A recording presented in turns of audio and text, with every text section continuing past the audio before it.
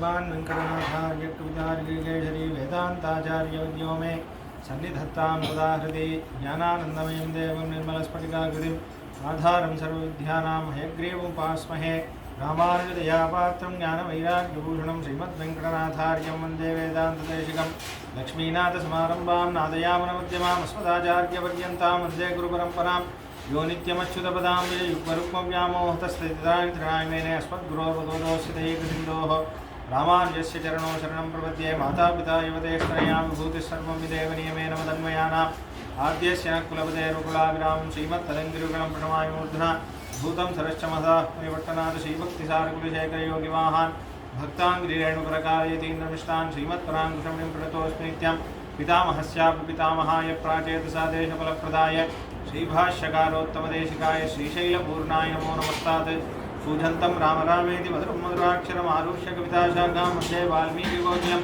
वाल्मीकिर्मुनिसिंहस्य कवितावृचारिणः शृण्वन् रामकथानाथं कोनयाति पराङ्गतिं पिबन् सततं रामचरितामृतसागरम् अतृप्तस्थं मुनिं वन्दे प्राचेतसमकल्मषं गोष्पदीकृतपाराशिं मशकीकृतराक्षसं रामायणमहामालारत्नं वन्दे नीलात्मजम् अञ्जनानन्दनं वीरं जानकीशोकनाशनं कपीशमक्षहन्तारं वन्दे लङ्काभयङ्करं मनोजपं मारुततुल्यवेगं जितेन्द्रियं बुद्धिमतां वरिष्ठं वातात्मजं वानरयूथमुख्यं श्रीरामदूतं शिरसा नमामि उल्लङ्घ्य सिन्धो सलिलं सलीलं यशोकवन्यं जनकात्मजायाः आदाय तेनैव ददाह लङ्कां नमामि तं प्राञ्जलिराञ्जनेयम् आञ्जनेयमधिपाटलाननं काञ्चनाद्रिकमनीयविग्रहं पारिजाततनुमूलवासिनं भावयामि भवमाननन्दनं यत्र यत्र रघुनाथकीर्तनं तत्र तत्र गतमस्तकाञ्जलिं बाष्पवारि परिपूर्णलोचनं मारुतिं नवतराक्षसान्तकं वेदवेद्ये प्रेपुंसि जाते दशरथात्मजे वेदप्राचेतसादासीत् साक्षात् रामायणात्मना चरितं रघुनाथस्य शतकोटिप्रविस्तरम् एकैकमक्षरं पुंसां महापातकनाशनं तदुपगतसमाससन्धियोगं समुद्रोपनतार्थवाक्यवत्तं रघुवरचरितं मुनिप्रणीतं दशरथच्छब्दं निशामेत्थं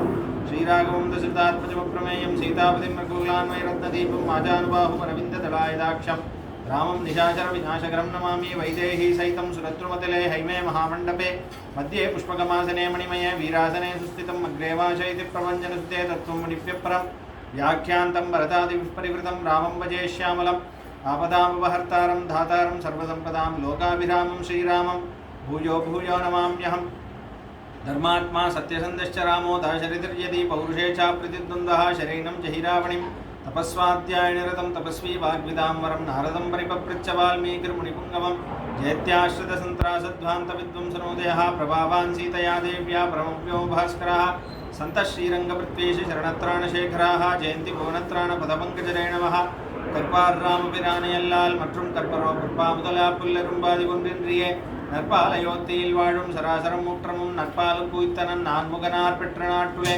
सियापति रामचंद्र की पवनसुत हनुमान की अहमात्मा न देहोस्मि विष्णुशेषो अपरिग्रहः तमेव शरणं प्राप्तः तत्कैंकर्य चिकीर्षया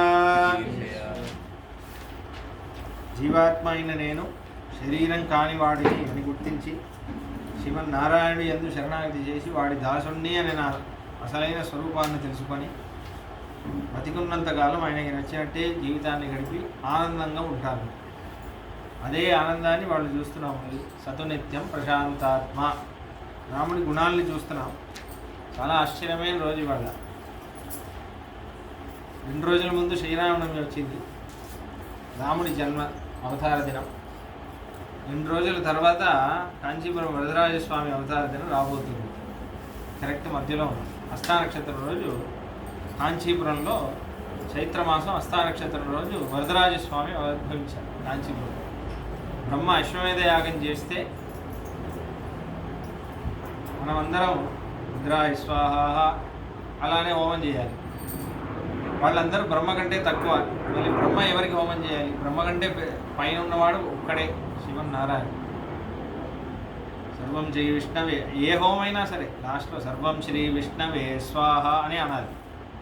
లాస్ట్లో ఆయనకి ఇస్తేనే ఆవుతి పూర్తవుతుంది. అగ్నిరవమో దేవత నా విష్ణు ప్రథమ అని ఉంది. దేవతల్లో అందరికంటే తక్కువైన వాడు అగ్ని, అందరికంటే ఉత్తమమైన వాడు విష్ణువు అని ఉంది. అందుకే ముందు అగ్ని వస్తాడు, లాస్ట్లో విష్ణు వస్తాడు.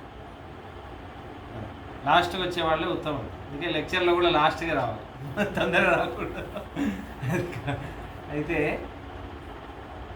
విష్ణు కాబట్టి ఇప్పుడు ఇప్పుడు బ్రహ్మ అశ్వమేధ యాగం చేస్తే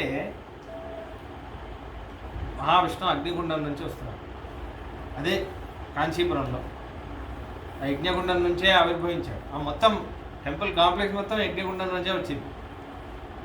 పుణ్యకోటి విమానం అంటారు. అది వరదరాజస్వామి, మహాలక్ష్మి వారు అందరూ, ఉత్తరవేది అన్నీ ఉంటాయి. ఒక్కొక్క గుండం నుంచి ఒక్కొక్కళ్ళు ఆవిర్భవించారు. ఇది కాంచీపురం. కాబట్టి చూడండి, కరెక్ట్ మధ్యలో ఉంది. చైత్రమాసమే చాలా విశేషమైన మాసం. చైత్ర శ్రీమానియం మాస అని మా రామాయణంలోనే వస్తుంది, అయోధ్యాకాండం. అయితే మన చిత్రా పౌర్ణమి రోజు, హస్తా నక్షత్రంకి మరుసటి రోజు చిత్రా నక్షత్రం, ఆ రోజు మధురకవి ఆళ్వార్ అనే స్వామి, ఆయన గురించి కొన్ని ఎపిసోడ్స్ ముందు చెప్పాను, వారి అవతార దినం. దాని తర్వాత చైత్రమాసం ఆర్ద్ర నక్షత్రం, రామానుజాచార్యుల వారి అవతారం. కాబట్టి చైత్రమాసం చాలా విశేషమైన మాసం. అగస్త్య మహర్షి అంటున్నారు, అగస్త్య సంహిత అని ఉంది. చిత్రామాసానికి దేవత ఎవరు అంటే, ఈ నెలలో మాత్రం విశేషంగా సీతారామ ఆరాధన చేస్తే రాముడు చాలా సంతోషిస్తాడు. వేరే మాసాల కంటే ఈ మాసంలో విశేషంగా రాముల వారి పూజ చేయాలి. భార్యాభర్తల్లో కూడా అనుకూలత పెరుగుతుంది అని. ఇంట్లో కోడలికి కొడుక్కి ఏదో గొడవ, కూతురికి వాళ్ళుడికి ఏదో గొడవ, అన్నీ అనుకునే వాళ్ళందరూ చిత్రమాసంలో సీతారామ పూజ చేయాలి. మొత్తం నెలపాటు చేస్తే ఏది ఆటంకాలన్నీ పోతే అనుకూలత పెరుగుతుంది అని అగస్త్య మహర్షి అంటున్నారు. కాబట్టి అంత విశేషమైన మాసం. కాబట్టి ఆ చైత్రమాసంలో మనకి రాముడి ధ్యానం చేయడానికి ఒక అవకాశం రాముడే ఇచ్చాడు. అది కూడా ఎంత అందంగా రాముడి గుణగణాల ద్వారా ధ్యానం చేస్తాడు. అయితే పోయిన సంచికలో సతు నిత్యం ప్రశాంతాత్మా మృదుపూర్వంతు భాషతే ఉచ్యమానోపి పరుషం నోత్తరం ప్రతిపద్యతే అనే ఒక శ్లోకాన్ని చూశాను. రాముడి గుణగణాలని వర్ణిస్తున్నారు. అప్పుడు మన వాల్మీకి రామాయణం ఈ ఉపన్యాస శీర్షిక మొదలుపెట్టిందే రాముడి గుణగణాలతోటే. మీకు గుర్తుంటే నారద మహర్షి వాల్మీకి మహర్షి నారద మహర్షికి అడిగిన ప్రశ్నలు, దాని తర్వాత వారు చెప్పిన జవాబు అలానే ప్రారంభించామా. మళ్ళీ ఇప్పుడు గుణగణాలు చూస్తున్నాం. ఇలా వస్తూ ఉంటుంది, అక్కడక్కడ గుణగణాల యొక్క వర్ణన వస్తూ ఉంటుంది. కిష్కింధాకాండలో వస్తుంది, మళ్ళీ ఆంజనేయ స్వామి వర్ణన చేస్తారు చూడగానే. అరణ్యకాండలో మహర్షులు వర్ణన చేస్తారు, శూర్పణఖ వర్ణన చేస్తుంది. ఆహా ఏమందం రాముడు అని శూర్పణఖ వర్ణన చేస్తారు. కిష్కింధాకాండలో ఆంజనేయ స్వామి వర్ణన చేస్తారు. తార సొంత భర్త చనిపోయి ఉంటాడు, వాలి చంపినవాడు రాముడు ఎదురు నించుంటే రాముడిని పొగుడుతుంది. ఆహా ఆ వర్ణన అంత బాగుంది. అన్నీ అనుభవించాలి. అది గుణగణాల మీద, రాముడి గుణగణాల మీద మనకి ఆసక్తి పెరిగి రాముడి మీద ప్రేమ వచ్చేయాలి రామాయణం ముగిసే వరకు. అయితే మళ్ళీ సుందరకాండలో ఆంజనేయ స్వామి వర్ణన చేస్తారు సీతమ్మ ముందు. మళ్ళీ యుద్ధకాండలో మళ్ళీ వస్తుంది. యుద్ధకాండలో ఒక్కొక్కళ్ళని చూసేసి రమ్మని పంపిస్తాడు రావణాసుడు. వాళ్ళందరూ మళ్ళీ తిరిగి వచ్చి రావణాసుడి దగ్గర చెప్తారు, ఎంత ధర్మమా అని, ఎన్ని గుణాలు, ఎంత కారుణ్యం, ఆహా అని రాముడిని పొగుడుతూ ఉంటారు. కాబట్టి అలా ఆశ్చర్యమైన గుణానుభవమే రామాయణం అంటే. దానికోసమే వినాలి. కథ అందరికీ తెలుసు. ఆ రామాయణం కథ పెట్టుకొనే ఇప్పుడు ఏ సినిమా అయినా అదే, ఒక విలన్ ఉంటాడు, హీరోయిన్ ఉంటుంది, హీరోయిన్ మీద విలన్ ఏదో చేస్తాడు, దాంతో హీరో వచ్చి ఇదే టెంప్లెట్ రామాయణం నుంచే. అది ఎన్ని యుగాలు అయిపోయినా అదే కథ మాత్రం అదే. కాబట్టి ఇప్పుడు సచనిత్యం ప్రశాంతాత్మా మృదుపూర్వంతు భాషతే ఉచ్యమానోపి పరుషం నోత్తరం ప్రతిపద్యతే. రాముడు ఎప్పుడు ప్రశాంతంగా ఉంటాడు. మృదుపూర్వంతు భాషతే, చాలా మృదువుగా మాట్లాడతాడు. ఉచ్యమానోపి పరుషం, ఎదుటి వాళ్ళు పరుషంగా తిట్టేటట్టు, కోపంగా, అసహించుకునేలా, నిష్ఠూరం అంటారు, ఏదో ఒకటి చెప్పడం. దాని తర్వాత అంటారు చాలా వాళ్ళది ఏదో కొంతమందితో మాట్లాడితే మన సాకెట్లో ఏలు పెట్టినట్టు అరుస్తారు వాళ్ళు స్వభావమే అలా ఉంటుంది. ఏమండి బస్సు ఎప్పుడు వస్తుంది ఏంటి ఎవరు తెలుసు అని అంటారు కదా, ఎందుకు అడిగామన్నట్టు ఉంటుంది. కాబట్టి అలా చికాగ్గా ఉంటారు, పౌరుషంగా మాట్లాడతారు, తిడతారు, నోరు తెలిసే చిట్ట మాటలు వస్తాయి. రాముడు ఏం చేస్తాడు, నోత్తరం ప్రతిపద్యతే, మృదువుగా నవ్వి కూల్గా వదిలేస్తాడు. ఉత్తరం చెప్పడు రాముడు. ఎందుకు, ఉత్తరం చెప్తేనే ప్రశాంతత పోతుంది. దీని గురించి విస్తారంగా పోయిన సంచికలు చూసాం. ఇంకా ఉంది విషయం. ప్రశాంతాత్మ, మనం ఎప్పుడు ఉచ్చమానోపి పరుషం, ఎదుటి వాళ్ళు పరుషంగా మాట్లాడినప్పుడు, మనకు కోపం వచ్చినప్పుడు మనం ఆ ప్రశాంత స్వభావాన్ని పోగొట్టుకుంటాం. ఎప్పుడు మనకి జరిగేది అదే. మనకి సమస్య ఏంటంటే మనం ప్రశాంతంగా ఉండడానికి కారణాలు వెతుక్కుంటూ ఉంటాం. ఇవి ఇలా జరిగాయి కాబట్టి నేను ప్రశాంతంగా లేను అని అనుకుంటాం. అలా ఉండకూడదు. నేను ప్రశాంతంగా ఉండడానికి ఏ కారణం ఉండకూడదు. నేను ప్రశాంతంగా ఉండడానికి, ప్రశాంతంగా ఉండకపోవడానికి వేరే అంటే బాహ్యమైన కారణాలని దానివల్ల నా ప్రశాంతత చెడిపోకూడదు. మీకు గుర్తుపెట్టుకోవాలి. కాబట్టి ఇంత గొప్ప ప్రశాంతతని ఎలా వస్తుంది అంటే హృదయంలో భగవంతుడు ఉంటేనే వస్తుంది. ఇంకేం వేరే దానికి షార్ట్కట్ లేదు. హృదయంలో రాముడు కొలువై ఉంటేనే మనకి ప్రశాంతత వస్తుంది. ఇంకేం రాదు. మెడిటేషన్ చేయి, ముక్కు నుంచి గాలి ఎలా వస్తుందో అబ్జర్వ్ చేయి, ఏం రాదు, ప్రశాంతత రాదు.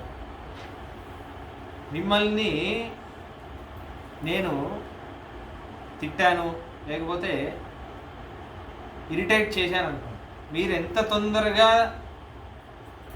దానికి మీరు స్పందిస్తారు, దాన్ని బట్టి మీరు అర్థం చేసుకోవాలి మీలో ఎంత ప్రశాంతత ఉందో. ఎంత ప్రశాంతమైన, ఇప్పుడు ఎంత ప్రశాంతంగా ఉండేవాడు కూడా వాడికి చికాకు తెప్పించేలా చేస్తే వాడు ఎలా ప్రవర్తిస్తాడు, అదే అలా అక్కడే తెలుస్తుంది వాడు ఎంత ప్రశాంతాత్మ. వాడికి కోపం వచ్చినప్పుడు వాడు ఎలా ప్రవర్తిస్తాడు, వాడు మాటలు జారుతాడా, పౌరుషంగా మాట్లాడతాడా, ఎలా మాట్లాడతాడు, శాపాలు ఇస్తాడా, ఎలా మాట్లాడతాడు. అదే దానికి కారణం ఏంటంటే క్రోధాద్భవతి సమ్మోహ అని కృష్ణుడు భగవద్గీత మొత్తం మనస్తత్వ శాస్త్రం నుంచి మనకి ఏమంటారు, కృష్ణుడు ఒక సైకాట్రిస్ట్ లాగా మన మనస్సుని కరెక్ట్గా అర్థం చేసుకుంటాడు. అంటే లోకాన్ని సృష్టించింది ఆయన కదా, మనస్తత్వం ఎలా ఉంటుందో ఆయనకే తెలుసు, కరెక్ట్గా చెప్తాడు. అది మనం కరెక్ట్గా పట్టుకోవాలి. క్రోధాద్భవతి సమ్మోహ అని ఒక విషయం చెప్పి, సమ్మోహాత్ బుద్ధిభ్రంశ ప్రణశ్యతి అని అంటారు. మోహం అంటే ఏంటి? మోహం అంటే వశమవ్వడం అని అర్థం. మనల్ని మనం మర్చిపోయి వేరే దానికి వశమవ్వడం, పొసెస్డ్ అంటారు ఇంగ్లీష్లో. అంటే ఇప్పుడు ఒకడు సహజంగా ఒకలా ఉంటాడు, వాడు తాగాడంటే వేరేలా ప్రవర్తిస్తాడు, వీడైనా వాడు అన్నట్టు అనిపిస్తుంది. ఇప్పుడు కోపం వచ్చిందంటే కూడా వీడైనా వాడు అనిపిస్తుంది కొంతమందికి చూస్తే. ఈయన ఆయన కోపం వస్తే ఇలా ఉంటాడు, ఈయనకి ప్రశాంతత కోల్పోతే ఈయన ఇలా మాట్లాడతాడా అన్నట్టు ఉంటుంది. అదే మోహం. అంటే మనల్ని ఒకటి పట్టించి మన డిఫాల్ట్ పొజిషన్ని వదిలేసి మనం వేరేలాగా ప్రవర్తిస్తాం, వేరే ఒక మనిషిలాగా ప్రవర్తిస్తాం. దాన్నే మోహం. ఆ మోహం వస్తే ఏమవుతుంది అంటే వేదాంతేశ్వర స్వామి సుభాషిత నీవి అని గ్రంథం రాశారు. రాజమండ్రిలో ఒక మహారాజా, సర్వజ్ఞ సింహ భూపాలుడు మహారాజా, ఆయనే కవి. వేదాంతేశ్వర స్వామిని చాలామంది మహారాజులు ఆశ్రయించారు ఆ కాలంలో. 3 ప్రత్యేకించి మాధవుడు అనే ఒక మహారాజు, తమిళనాడులోనే ఒక మహారాజు, వాడికి పంచ సంస్కారం పరన్యాసం అంతా అయి వాడు వేదాంతేశ్వర స్వామి దగ్గర రహస్యాలను తెలుసుకోవాలంటే వాడి కోసం ఒక రహస్యం, తత్వ సందేశం, రహస్య సందేశం అని మంత్రాల యొక్క అర్థాలన్నీ వాడికి సులభంగా అర్థమయ్యేలాగా 2 గ్రంథాలు వాడి కోసం రాశారు. దాని తర్వాత శ్రీరంగంలో తురుష్కులు అంటే ముస్లిమ్స్ ఇన్వైట్ చేసినప్పుడు అప్పుడు గోపన్న దండనాయకుడు అని విజయనగర సామ్రాజ్యానికి సేనాపతి అని. ఆయనకి రంగనాథ స్వామి కల్లో వస్తాడు, నువ్వు ఈ ముస్లింలతో పోరాడు, వీళ్ళని తరిమి కొట్టు, నేను నీ వెంట ధైర్యంగా నేను ఉంటాను నీ వెంట అని అంటాడు. ఆయన వేదాంత స్వామి శిష్యుడే. అయితే ఆయనే పోరాడతాడు, పోరాడి ఆయనే తరిమి కొడతాడు. మధురా విజయం అని ఒక గ్రంథం ఉంది, దాంట్లో ఉంది ఈ విషయాలని ఎలా విజయనగర సామ్రాజ్యం వాళ్ళతో ఫైట్ చేశారు. అయితే దాని తర్వాత వాడు మళ్ళీ వేదాంతేశ్వర స్వామి వారిని ఆశ్రయిస్తాడు. ఆశ్రయిస్తే వేదాంతేశ్వర స్వామి శ్రీరంగం గుడి కల్వెట్లో వాడి కోసం ఒక శ్లోకం రాశారు. ఈ ఫలానా సంవత్సరంలో ఫలానా దినం రోజు ఫలానా మాసంలో ఈ గోపన్న దండనాయకుడు అనేవాడు ఇలా చేశాడు, వాడికి రంగనాథ స్వామి అని ఒక శ్లోకం, అది శ్రీరంగం గోడల్లో మీద ఉంటుంది, వేదాంతేశ్వర స్వామి రాసింది ఆ శ్లోకం. దాని తర్వాత ఈ సర్వజ్ఞ సింహ భూపాలు, వీడు నిజానికి వీడు రాజమహేంద్రవరం రాజమండ్రి అక్కడికి చెందిన ఆయన మహారాజా. ఆయన కవి, ఆయన రసార్ణవ సుధాకరం అని గ్రంథాలంతా రాసిన ఆయన గొప్ప కవి.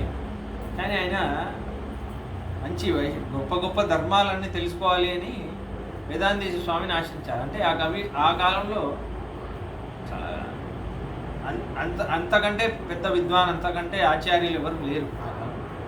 ఆయన ఆశ్రయిస్తే సులభంగా ముందు ఒక శ్లోకంలో పంపించారు, రాజధర్మం గురించి ఎలా ఉండాలి. ఎప్పుడైనా వచ్చినప్పుడు చెప్తాను ఆ శ్లోకం. చెప్పాక మళ్ళీ ఆయన దర్బార్లో ఉన్న విద్వాన్లందరినీ పంపిస్తారు, మీరందరూ వెళ్ళి వేదాంతేశ్వర స్వామి దగ్గర కొన్ని జీవితానికి కావాల్సిన కొన్ని నీతులన్నీ నేర్చుకొని రండి అని పంపిస్తారు. యాక్చువల్లీ మనకి ఒరిజినల్గా నీతి శాస్త్రం మన శాస్త్రం ఉంది, రాసింది బ్రహ్మ శుక్రాచార్యులు చెప్పారు. అలానే శుక్రనీతి చాలా శాస్త్రాలన్నీ ఉన్నాయి, బృహస్పతి నీతి అని గరుడ పురాణంలో వస్తుంది అన్ని విషయాలు.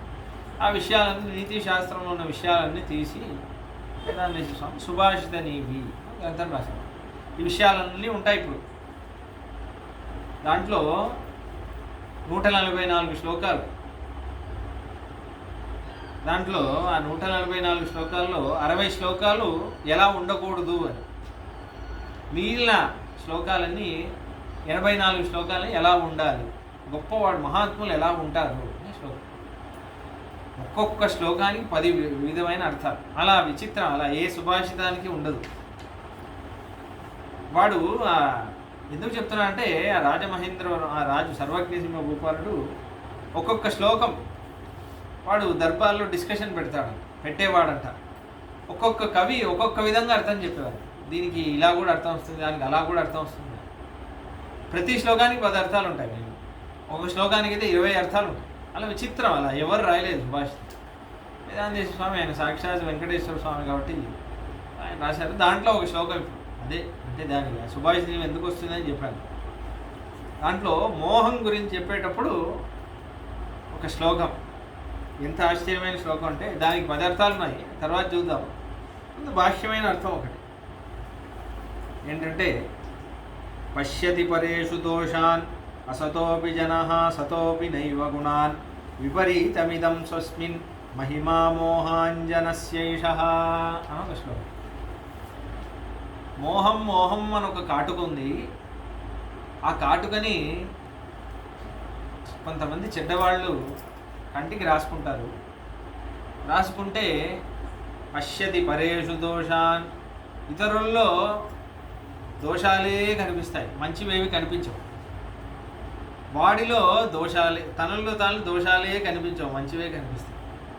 ఎందుకు అంటే వాడికి ఒక కాటుక పెట్టుకున్నారు, ఆ కాటుక యొక్క మహిమ వాడి చూపాలి అయిపోయింది అని అంటున్నారు. అంటే ఇది చాలా మీరు అబ్జర్వ్ చేయండి. ఒక పెళ్ళికి వెళ్ళారనుకోండి, ఒక పెద్ద ఆయన ఉన్నారు, 80 ఏళ్ళు అలా ఉందన్నమాట. ఒక చిన్నపిల్లాడు, వాడికి అప్పుడే జాబ్ వచ్చింది. వాడు వెళ్ళాడు, వెళ్తుంటే వాడందరినీ పలకరిస్తున్నారు, అరే కంగ్రాట్స్ రా, నీకు జాబ్ వచ్చింది. ఒక ఎగ్జాంపుల్ చెప్పు, జాబ్ వచ్చింది, చాలా సంతోషం రా, మంచి జాబ్, మంచి కంపెనీ, అది మంచి శాలరీ, అలా ఇలా. ఇప్పుడు వీడు అందరితో మాట్లాడుతున్నాడు. ఆయన పెద్ద ఆయన అక్కడ ఎక్కడో చివరిలో కూర్చున్నాడు. ఇప్పుడు చూడండి, ఆయన తర్వాత వాడు మెల్లగా వస్తాడు కదా, వచ్చినప్పుడు ఈయనకి దోషం కనిపిస్తుంది. వీడు నాతో మాట్లాడలేదు, వాడు కావాలని చేయలేదు. పిల్లాడు ఏదో పాపం పెద్దవాళ్ళు చాలామంది ఉన్నారు, అట్లా తర్వాత మాట్లాడదాం.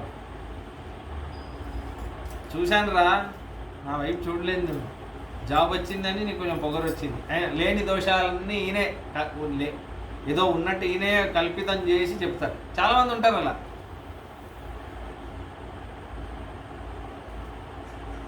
ప్రత్యేకించి చెప్పకూడదు, తప్పు మన్నించండి. ఆడవాళ్ళు ఎక్కువ అవుతుంది చిన్న చిన్న విషయం. చూశాను, ఫస్ట్ ఆమెకే ఇచ్చావు తాంబూలం, నాకు ఇవ్వలేదు. ఆమెకి 2 తమలపాకు పెట్టా, నాకు ఒకటే పెట్టా. ఇట్లా అన్నీ అవుతాయి గొడవలు. దాని తర్వాత అదే ఆయనకి అందరికీ కాఫీ ఇచ్చాము, నాకు టీ ఇచ్చాము, ఇట్లా ఏదో ఒకటి గొడవ.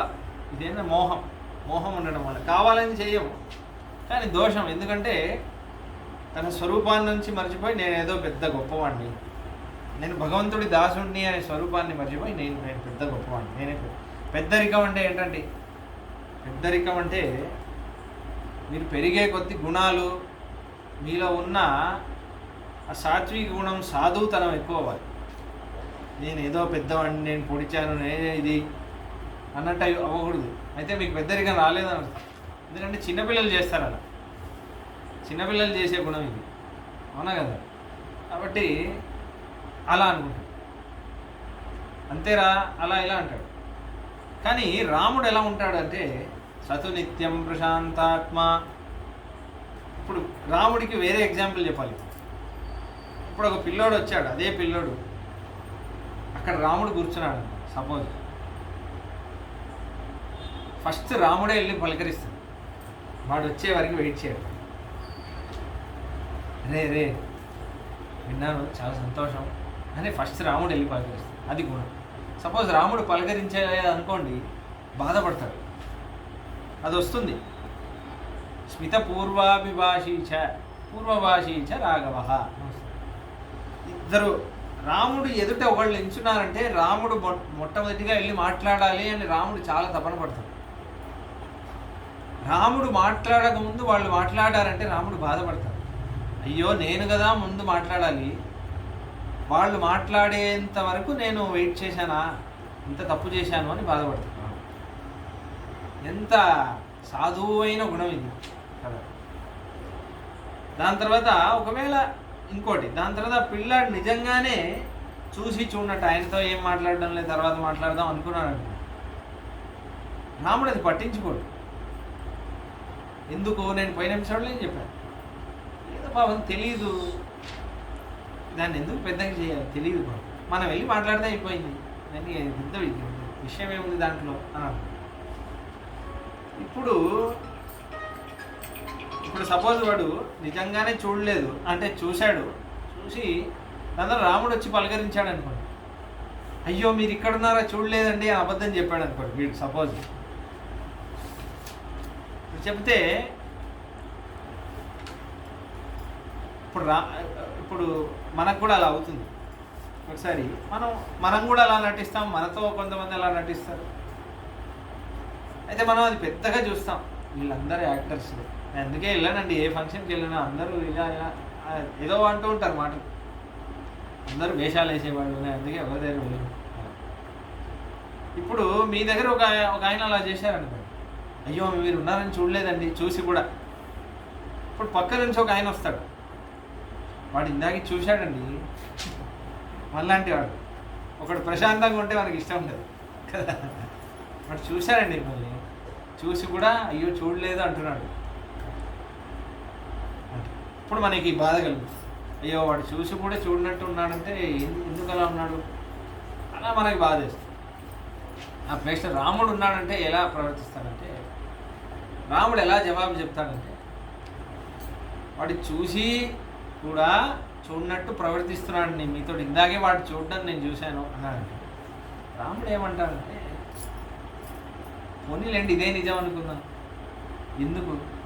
ఎందుకు దాంట్లో చర్చ ఎందుకు, వాడు చూసి చూడలేదు, ఇప్పుడు చూశాడు మాట్లాడు కదా అయిపోయింది, ఎందుకు పెద్ద సమస్య దాంట్లో ఏముంది, ముందు చూస్తే ఏంటి చూడకపోతే ఏంటి. అది ఎందుకంటే రాముడు దోషాలని చూడడు, అసలు దోషాలని చూడడు రాముడు. దోషాలు కనిపించినా పక్కన పెట్టేస్తాడు దోషాలు. అదే రాముడి దగ్గర నేర్చుకోవాలి. మీ దగ్గర కొంతమంది దోషాలు చెప్పడానికి వస్తారు. ఇది మా గురువు గారి దగ్గర చూశాను. అది చూసే నేను అభ్యాసంలో పెట్టాను. ఈ మోహం లేకుండా ఉండడం అనేది గుణం ఉన్నది చూడండి, చాలా కష్టం ఇది. దీనికి ముందు ఏం చేయాలంటే, ఆ మోహం పోవాలంటే నేను భగవంతుడి దాసుణ్ణి అనే స్వరూపం మనకు గుర్తుంది. అది గుర్తుంటేనే మనకి కోపం వచ్చినా క్రోధం రాదు. మంచి వైష్ణవులు, మంచి గుణగణాలు ఉన్న వాళ్ళకి కోపం వచ్చి రావడం చూశారనుకోండి, వాళ్ళు కోపం వస్తే కూడా ఆ స్టేట్ నుంచి కదలరు. అంటే ఒక పద్ధతిగా అమంగళమైన శబ్దం మాట్లాడకుండా అదే టోన్లో కోపం రానట్టు అలానే మాట్లాడు. ఇప్పుడు రాముడే ఉన్నాడు, చాలా అందంగా మాట్లాడతాడు కోపం వస్తే కూడా, అది చూడాలి. నచ సంకుచిత పంత ఏన వాలీహతోగత సమయే తిష్ట సుగ్రీవ మావాలిపథ మన్మగా అంటే సుగ్రీవుడు హెల్ప్ చేయలేదని కోపం. సుగ్రీవ, మీ అన్నయ్య వెళ్ళిన దారి ఇంకా నేను మొయ్యలేదు, తెరిచే ఉంది అని అంటాడు. అంటే ఏంటి, మీ అన్న చంపాను, పైకి వెళ్ళాడు, ఆ దారి తెరిచే ఉంది అని అంటాడు. అంటే ఏంటి, నిన్ను కూడా చంపేస్తాను ఎక్కువ చేసావంటే. చాలా అందంగా చెప్తాడు.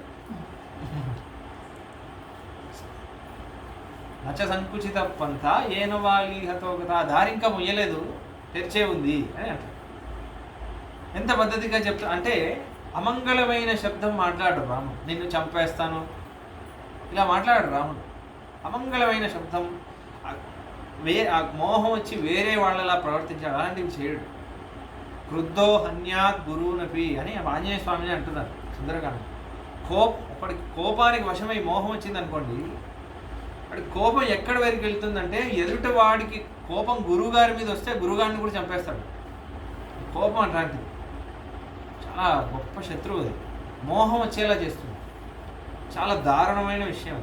ఇంకే ఆత్మస్థితిని పోగొట్టుకోకుండా ఉండాలి. నేను భగవంతుడి దాసుడిని, అయ్యో దాని నుంచి నేను మారిపోయేలా ఉన్నాను, నేను ఎలా ప్రవర్తించాలి, దానికి వశమై దీన్ని వదిలేయాలా, దేనికి కోసం మనం దేన్ని వదిలేస్తున్నాం ఆలోచించాలి.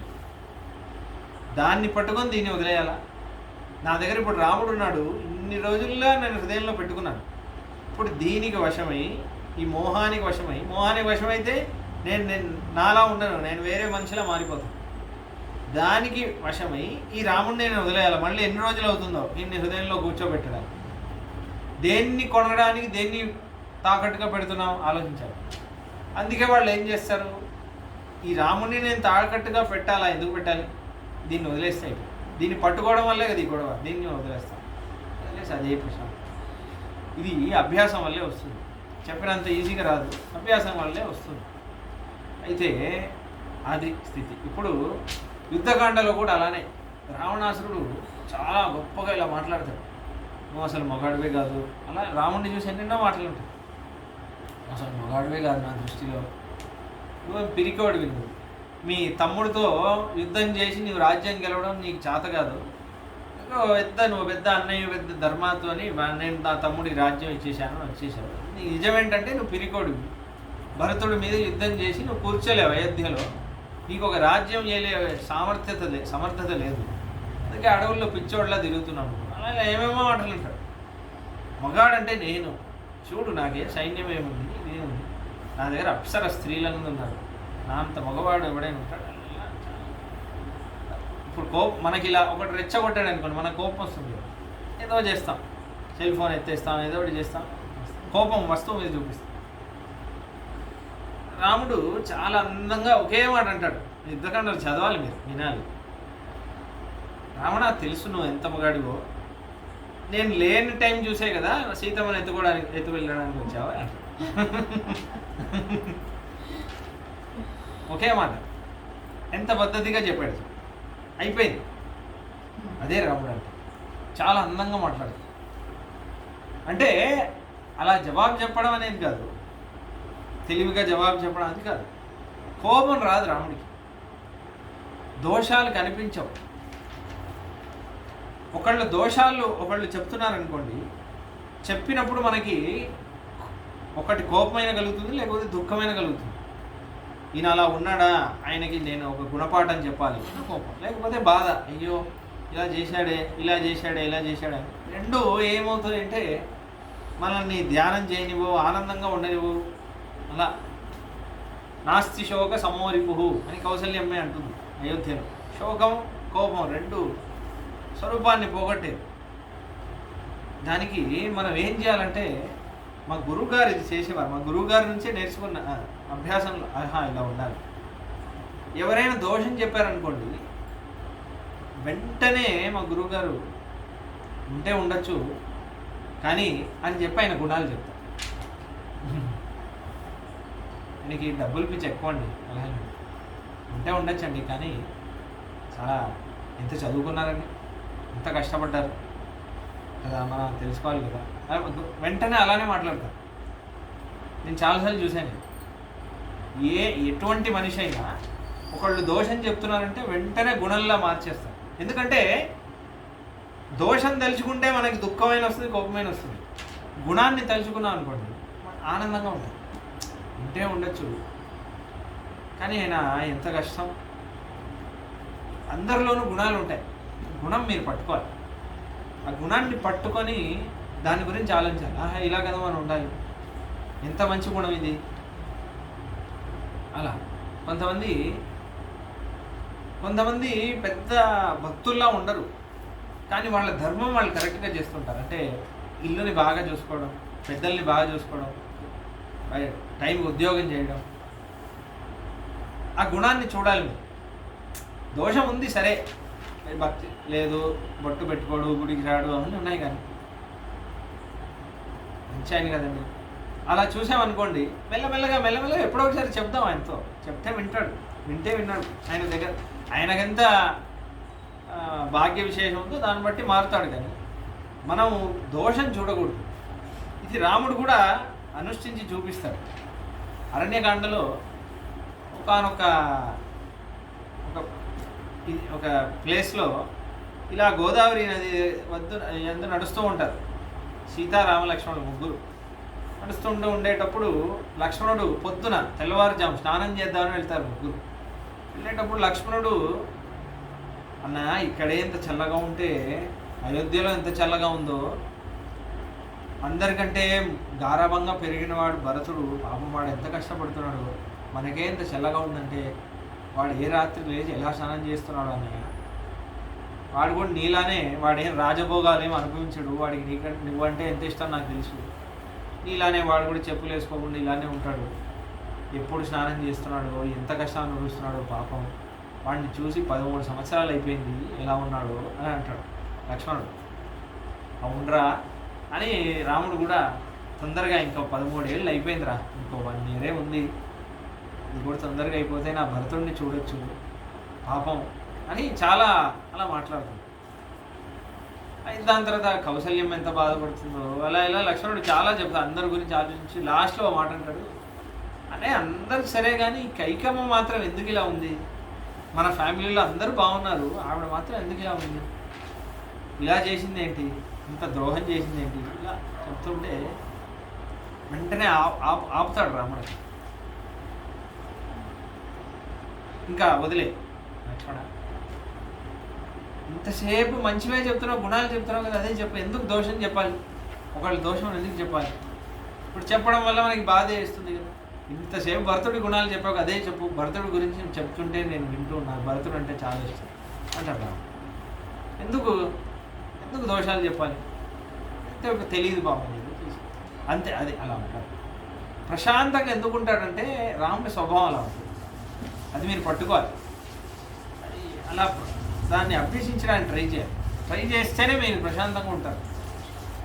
హృదయంలో రాముడు ఉంటేనే, ఆ రాముడిని మీరు పోగొట్టుకోకుండా ఉండడానికి ప్రయత్నిస్తేనే మీరు ప్రశాంతంగా ఉంటారు. ఎందుకంటే రాముడు స్వతహాగా శాంతంగా ఉంటాడు. విష్ణు సహస్రనామంలో ధ్యాన శ్లోకాలన్నీ చెప్పేటప్పుడు శాంతాకారం భుజగశయం మొట్టమొదటి స్వరూపమే. శాంతికి ప్రశాంతతకి ఒక ఆకారం ఇస్తే ఆయనే విష్ణువు అని అంటున్నారు విష్ణు. శాంతాకారం, శాంతతకే ఒక ఆకారం ఇస్తే ఆయనే మహావిష్ణువు. ప్రసన్నవదనం అని అంటున్నారు. సన్నంగా నవ్వుతూ ఉంటాడు. కొంతమంది అది రాదు. ఈ మోహం అనేది చాలా విచిత్రమైన, దాని గురించి తెలుసుకోవాలి. దానికి మనం వశమైతే దాని చేష్టలు మనతో అది చేయించే చేష్టలన్నీ ఎలా ఉంటాయో మీరు అర్థం చేసుకోండి. కొంతమంది రఫ్గా మాట్లాడతారు. నేను ఇంతే, నేను ఇలానే మాట్లాడతాను. ప్రశాంతంగా ఉండమంటే అంటే రఫ్గా మాట్లాడతారు. దాని తర్వాత నవ్వమంటే నవ్వరు, ప్రశాంతంగా ఉండంటే ఉండరు. ఎప్పుడు ఏదో అదొక స్టేట్ అలా ఉంటుంది. నేను ఇంతే, నేను ఇలానే ఉంటాను. దాన్ని మళ్ళీ ఇప్పుడంతా పిల్లలు కూడా నా ఎక్స్ప్రెషనే అంత, నా మాటే అంత. ఇప్పుడు సినిమాల డైలాగ్స్ కూడా అలానే వస్తాయి, నేను ఇంతే. ప్రశాంతంగా రాముడిలా ఉంటే ఆ హీరో మనం ఒప్పుకోం. వాడు కొంచెం మొండిగా ఉండాలి, వాడి గురించి వాడు కొంచెం ప్రగల్భాలు చెప్పాలి. అప్పుడు విజిల్ కొట్టాలి వీళ్ళు, మా హీరో ఎలా చెప్పాడు చూడు. అది మొత్తం అధర్మంగా ఉంది కదా. కానీ ఏంటంటే ఇప్పుడు నేను ఎప్పుడు నేను ఇలానే ఉంటాను అనేది యాక్చువల్లీ అబద్ధం. వాడే తెలుసుకోవాలి. ఇప్పుడు చాలా మీకు యాక్సిడెంట్ అవ్వబోతుంటే ఒక ఆయన కాపాడారండి. కాపాడితే అప్పుడు మీరు సీరియస్గా థ్యాంక్ యూ అంటారు. థ్యాంక్స్ అండి, నా ప్రాణం కాపాడారండి. ఎవడైనా సరే అలా అప్పుడు ఎలా వచ్చింది? నేను ఇంతే, నా మాట తీరు ఇంతే అని కూడా అన్నాడు కదా. అక్కడ ఎలా వచ్చింది? నీకు ఉంది ఎక్కడో. ఎప్పుడు నువ్వు అలానే ఉండాలని నువ్వు ప్రయత్నించట్లేదు. నేను ఎందుకు అలా ఉండాలి, నేను ఇలానే ఉంటాను అని ఒక స్థితిలోనే ఉన్నావు. నేను అంటే ఈ భగవద్దాస స్వరూపానికి కాకుండా వేరే స్థితిలో నేను ఇంతే, నేను ఇలానే ఉంటా. స్వభావో దురతిక్రమ అంటాడు రావణాసురుడి స్వరూపం అది. రావణాసురుడు ఎంత అడ్వైజ్ చేసినా నేను ఇంతే, నా స్వరూపం ఇంతే, నా స్వభావం ఇంతే, నా స్వభావాన్ని మించి నేను ప్రయత్నించను, నేను అలా బిహేవ్ చేయను అంటాడు. రజోగుణం ఎక్కువ ఉంటే ఇలా మోహం, ఇది బేసిక్లీ. లేదు నేను ఇలా ఉండకూడదు, ఎప్పుడు నేను నవ్వుతూ మాట్లాడాలి, అది ప్రయాస చేయాలి. నేను నవ్వానండి అంటాడు. నవ్వకుండా ఒక మనిషి ఉంటాడా? ఎప్పుడో ఒకసారి నవ్వుతాడు కదా. కాబట్టి నేను నవ్వను అన్నట్టు ఆ స్థితి ఉండదు. యాక్చువల్లీ అది అబద్ధం. మీరు నవ్వుతూ ఉంటారు, కానీ నువ్వు చెబితే నేను నవ్వాలా అనే స్థితిలో ఉన్నావు. నాకు లోపల ఎక్కడో ఒక చిన్న ఒక విషయం ఉంది. వాడు నిన్ను నవ్వించడానికి రజి, నువ్వు నవ్వకు, నువ్వు అలానే ఉండు అని ఒక అహంకారం చెప్తుంది కదా. అందుకని వాడు అలానే ఉంటాడు. అలా ఉండదు యాక్చువల్లీ. మీరు జీవితంలో నవ్వగలుగుతున్నారంటే మీకు నవ్వే శక్తి ఇచ్చాడు కదా దేవుడు. దాన్ని ఎందుకు ఆపుకోవడం? కొంతమంది అలా ఉంటారు కదా, విచిత్రంగా చేస్తుంటారు.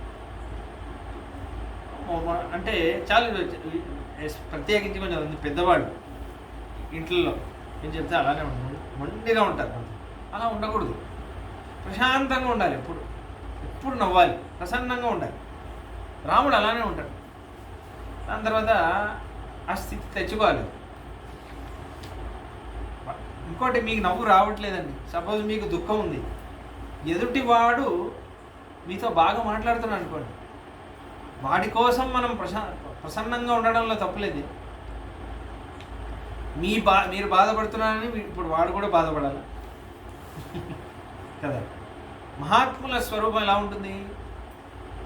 అందుకే వీర్యవాన్ అన్నారు. వీర్యవాన్ అనసూయక. వీర్యం అంటే నేను ఎప్పుడు చెప్పాను, ఎంత కష్టం వచ్చినా ఉత్సాహాన్ని కోల్పోడు, నవ్వుతూ ఉంటాడు ఎప్పుడు.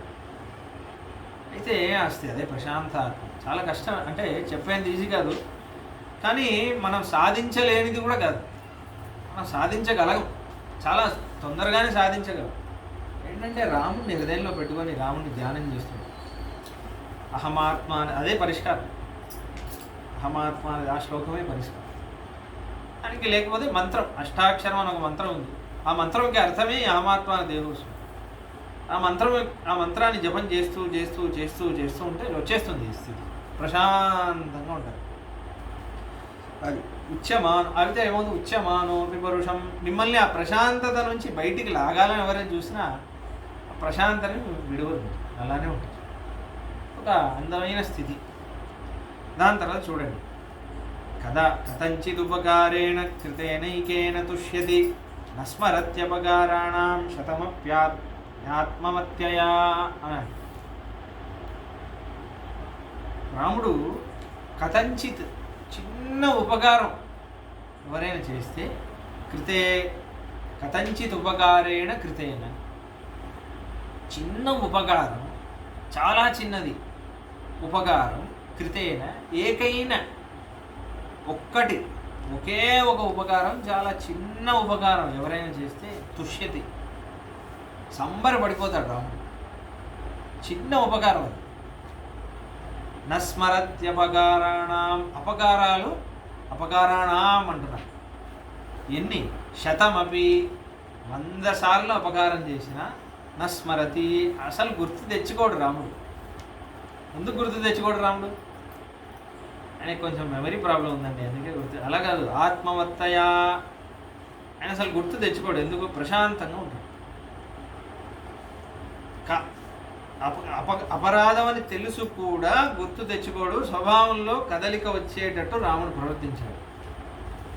100 అపకారాలు చేసినా అంటే ఏంటి? ఒక్క ఉపకారం, చిన్న ఉపకారం తెలియకుండా చేస్తే కూడా రాముడు గుర్తుపెట్టుకుంటాడు. తెలియకుండా అంటే ఇప్పుడు మీరు నేను ఒకే అపార్ట్మెంట్లో ఉంటాము, డోర్ వేసింది, గేట్. మీరు మీ బండి తీయడానికి కోసం గేట్ ఓపెన్ చేశారు, నేను కూడా బండి తీస్తున్నాను. ఇప్పుడు నాకు కూడా ఉపకారం చేశారు. ఇది రాముడి దృష్టిలో అది పెద్ద ఉపకారం. ఎంత సహాయం చేశాడు, ఇప్పుడు గేట్ తీశాడు, లేకపోతే నేనే తీయాలి కదా. ఆయన కోసం ఆయన తీసినా నా కోసం తీశాడు కదా. ఎంత ఉపకారం చేశారు. థ్యాంక్స్ అండి, మీరు నేను తీయాలనుకున్నాను, మీరు తీశారు, చాలా థ్యాంక్స్ అండి. రాముడు అలా. అది ఎప్పుడు 100 సార్లు అయినా సరే, ఆయన ఒకసారి నా కోసం గేటు తీశాడు, నేను ఒకసారి ఆయన కోసం గేటు తీస్తే అయిపోయింది అన్నాడు. ఆయన ఒకసారి గేటు తీస్తే ఆయన అప్పుడు తీశాడు కదా అని రాముడు ఎన్నిసార్లు అయినా తీస్తాడు. ఈయన కోసం నేను ఎందుకు గేట్ తీయాలి అంటే ఈ క్యాల్కులేషన్లో రాముడి మైండ్ పోదు అసలు. ఈ అన్ని లెక్కలు అనవసరమైన గొడవలు ఇవి, మీరు అర్థం చేసుకోవాలి విషయం. అంటే చాలా సింపుల్గా ఉంటాడు, ఎక్కువ ఆలోచించాడు ఈ అనవసరమైన విషయాల మీద. అర్థమవుతుందా? కాబట్టి అలా ఉంటాడు రాముడు. ఉపకారం చేశారు పొంగిపోతాడు రాముడు. అలా మీకోసం మీరు ఒక పని చేసి దానివల్ల రాముడికి ఉపకారం జరిగిందంటే నా కోసం చేశాడు అనుకుంటాడు రాముడు. ఇప్పుడు మనం అందరం అలా చేస్తున్నాం కదా. భగవంతుడి దగ్గర వస్తాను దాని తర్వాత చూడండి, నస్మరతి అపకారం రాముడికి కీడు చేయాలని కూడా తపస్సు చేసి 100 సార్లు కీడు చేస్తుంది. అసలు గుర్తు తెచ్చుకోడు రాముడు. ఎందుకు? వాడు చేసిన అపకారం ఎందుకు గుర్తు తెచ్చుకోవాలి? అసలు గుర్తు పెట్టుకోడు రాముడు. రావణాసురుడే ఎగ్జాంపుల్. రావణాసురుడు ఏం చేశాడు? సీతమ్మ అంటే ప్రాణం రాముడికి. నజీవేయం క్షణమపి వినా అంటున్నాడు. సీత లేకపోతే ఒక్క క్షణం బతకలేను నేను అంటున్నాడు. అటువంటి సీతమ్మనే అపహరించాడు. అందరికంటే రాక్షసుల్లో కూడా ఘోరమైన రాక్షసుడు రావణాసుడు అంటారు. చాలామంది రాక్షసాలని సంహారం చేశాడు మన స్వామి. హిరణ్యకశిపుడు, హిరణ్యాక్షుడు, కంసుడు, దంతభక్తుడు, ఎన్నో మహర్షుడు. కానీ అందరిలో ఘోరమైన రాక్షసుడు రావణాసుడు. ఎందుకంటే వాడు చేసింది మహాలక్ష్మి అమ్మవారిని తీసుకెళ్ళాడు. ఎంత ఘోరమైన అపరాధం అది. అటువంటి రావణాసుడు వాడు ఎంత పెద్ద ఘోరమైన అపరాధం చేశాడు. చేస్తే విభీషణుడు వస్తే సుగ్రీవుడు అంటున్నాడు, వీడు రావణాసురుని తమ్ముడు, వీడికి అభయం ఇవ్వద్దు అంటే స్వామి అంటున్నాడు, విభీషణోవా యదివా రావణస్వయం. సుగ్రీవు ఒక్కసారి వెళ్ళి చూడు, విభీషణుడికి నేను అభయం ఇస్తున్నాను, కానీ మిస్టేక్లో విభీషణుడితో పాటు పక్కన రావణాసురుడు వచ్చాడంటే వాడికి కూడా నా అభయం ఉంది అని చెప్పు, మళ్ళీ ఇలా వచ్చి మీటింగ్ పెట్టకు. సీతమ్మని అపహరించిన రావణాసురుణ్ణి కూడా మన్నించగలిగే ఒక్క ఉదార గుణం స్వామి. వాడికి కూడా మోక్షం ఇస్తా అంటున్నాడు. వాడు అసలు శరణాగతి చేస్తే అయిపోయేది. అసలు రావణాసురుడు చచ్చిపోయేటప్పుడు చాలా బాధపడ్డాడట రాముడు. అది కంబరామాయణంలో వస్తుంది. వాడికి బాణం కొట్టారు కదా, వాడు బాణం కొట్టేటప్పుడు వెనకాల పడ్డాడు. వాడు ముందు పడుంటే వాడు ప్రణిపాతం చేశాడని అభయం ఇచ్చాడు రాముడు. ఆ క్షణం అంటే మరణం వచ్చే సమయంలో వాడు ఒక నా కాళ్ళు పట్టుకున్నాడు, నా కాళ్ళకి దండం పెట్టేసి ఇలా పడ్డాడు అనే ఒక రీజన్ చూపించి వాడికి మోక్షం ఇచ్చేది రాముడు. వాడు అలా కూడా చేయలేదు, చాలా బాధపడ్డాడట. ఆ ఛాన్స్ కూడా నాకు ఇవ్వలేదు, వీడిని ఇలా చచ్చాడే అని రాముడు చాలా, మళ్ళీ వీడు ఎప్పుడు వీడిని ఎలా కాపాడాలో అని చాలా బాధపడ్డాడు. అదే రాముడి స్వరూపం. అపకారం చేసిన వాళ్ళకి కూడా ఉపకారం చేయడం, ఇది రాముడి స్వరూపం. ఇప్పుడు పరమాత్మ యొక్క స్వరూపం చూడండి. పరమాత్మ యొక్క స్వరూపం ఇదే. కథంచిత్ ఉపకారేణ కృతేనైకేన తుష్యతి. చేసేదంతా పాపాలే. మనం పాపాలన్నీ చేసి ఒక దీక్ష, ఇది పాపం చేయడానికే పుట్టామా అన్నట్టున్నాం మనం. దేని యందు పాపం చేయలేదు. గుడి యందు అపరాధం చేశాం, పెద్దవాళ్ళ యందు అపరాధం చేశాం, శాస్త్రం యందు మర్యాద లేదు, రామాయణం యందు మర్యాద లేదు, రామనామం మీద గౌరవం లేదు, ధర్మం మీద మనకి నమ్మకం లేదు. ఎంతో మనస్సులో కూడా ఎంతో కీడు ఆలోచనలు వస్తూ ఉంటాయి కదా. అన్నీ చూస్తే ఏదో అపరాధం చేయడానికే పుట్టామా అన్నట్టుంది. అన్నీ చేసి గుడిలో వచ్చి దండం పెడుతున్నాం, ఒక తులసి అనుగ్రహం చేస్తున్నాడు. ఇవన్నీ అపరాధమే కదా. చేసి కూడా కథంచిత్ ఉపకారేణ కృతేన ఏకేన తుష్యతి. పత్రం పుష్పం ఫలం తోయం యోమే భక్త ప్రయచ్చది అన్నారు. తోయం అంటే ఏంటి? నీళ్ళు అని అర్థం. నీళ్ళు అనడానికి అక్కడ ఇంకో అర్థం కూడా ఉంది. పత్రం ఒక చిన్న ఆకు, తులసి దళము, పుష్పం ఒక 2 పువ్వులు, ఫలం ఒక 2 అరటిపండ్లు. తోయం అంటే నీళ్లు కాదు. అక్కడ అర్థమే మన ఆచార్యులు వేరేలా అర్థం చేశారు. ఇవి 3 సమర్పించలేకపోతున్నానే అని 2 కన్నీటి చుక్క. ఏమీ ఇవ్వలేకపోతున్నానే స్వామి నీకు అని ఏడవాడు 2 సార్లు. ఒక నిమిషం ఏడు. అది కూడా తుష్యది, సంతోషంగా తీసుకుంటాడు. ఆ కన్నీటి చుక్కల్ని తీసుకుంటాడు. అది ఆయన స్వరూపం. కాబట్టి చూడండి, ఆయన స్వరూపానికి మన స్వరూపానికి ఎంత తేడా ఉంది చూడండి. ఆయన ఒక్క ఉపకారం తెలియకుండా చేస్తే కూడా దాని పెద్ద ఉపకారాలు అనుకుంటాడు. 100 అపకారాలు తెలిసి చేస్తే కూడా మన్నించేస్తాడు. మన స్వరూపం ఎగ్జాక్ట్ ఆపోజిట్గా ఉంది. మనకి తెలిసే ఒకళ్ళు 100 ఉపకారాలు చేస్తే కూడా మనం సంతోషంగా ఉండం. ఒకే ఒక అపకారం చేశారు. 1 కోటి రూపాయలు పెట్టి ఒక ఆయన బిల్డింగ్ కట్టించాడని, కట్టించేసి పోరా గాడిద అన్నాడు. ఆ 1 కోటి రూపాయలు కట్టించిన బిల్డింగ్ మర్చిపోతాడు, నన్ను గాడిద అన్నాడు. మన స్వరూపం అన్నాడు. 100 అపకారాలు చేసి ఒక్క ఉపకారం చేసుకుంటే అది పొంగిపోతాడు రాముడు. మనము చూడండి ఎగ్జాక్ట్ ఆపోజిట్. 100 ఉపకారాలు చేసి ఒక్క అపకారం చేస్తే మనం తట్టుకోలేము. పగ, వాడితో నేను మాట్లాడను. ఎందుకంటే మన హృదయంలో ప్రశాంతత లేదు. మన భగవద్దాసనం అనే స్వరూపాన్ని మర్చిపోయాం. అయితే కృష్ణుడు చాలా మంచి మంచి విషయాలు దీంట్లో ఉన్నాయి. దీన్ని కృతజ్ఞ అంటారు. కృతజ్ఞ అంటే ఏంటి? ఒకళ్ళు మనకి చేసిన ఉపకారాన్ని గుర్తుపెట్టుకున్నవాడు కృతజ్ఞుడు. గుర్తుపెట్టుకోకుండా మర్చిపోయినవాడు కృతజ్ఞుడు. కృతజ్ఞుడు అది కృతజ్ఞ అని పేరు పెట్టుకుంటాడు. తప్పు అది. కృతజ్ఞ అంటే తప్పు. కృతజ్ఞ అని పెట్టుకోవాలి. కృతజ్ఞ అంటే ఉపకారం మర్చిపోయినవాడు అని అర్థం. ఉపకారం గుర్తు పెట్టుకొని ప్రత్యుపకారం చేయడమే సనాతన ధర్మం. కృతేజ ప్రతికర్తవ్యం ఏష ధర్మ సనాతన అని వాల్మీకి రామాయణంలోనే వస్తుంది. ఒకళ్ళు మనకు ఉపకారం చేసినందుకు ప్రత్యుపకారం చేయడమే సనాతన ధర్మం. ప్రతీది అంతే.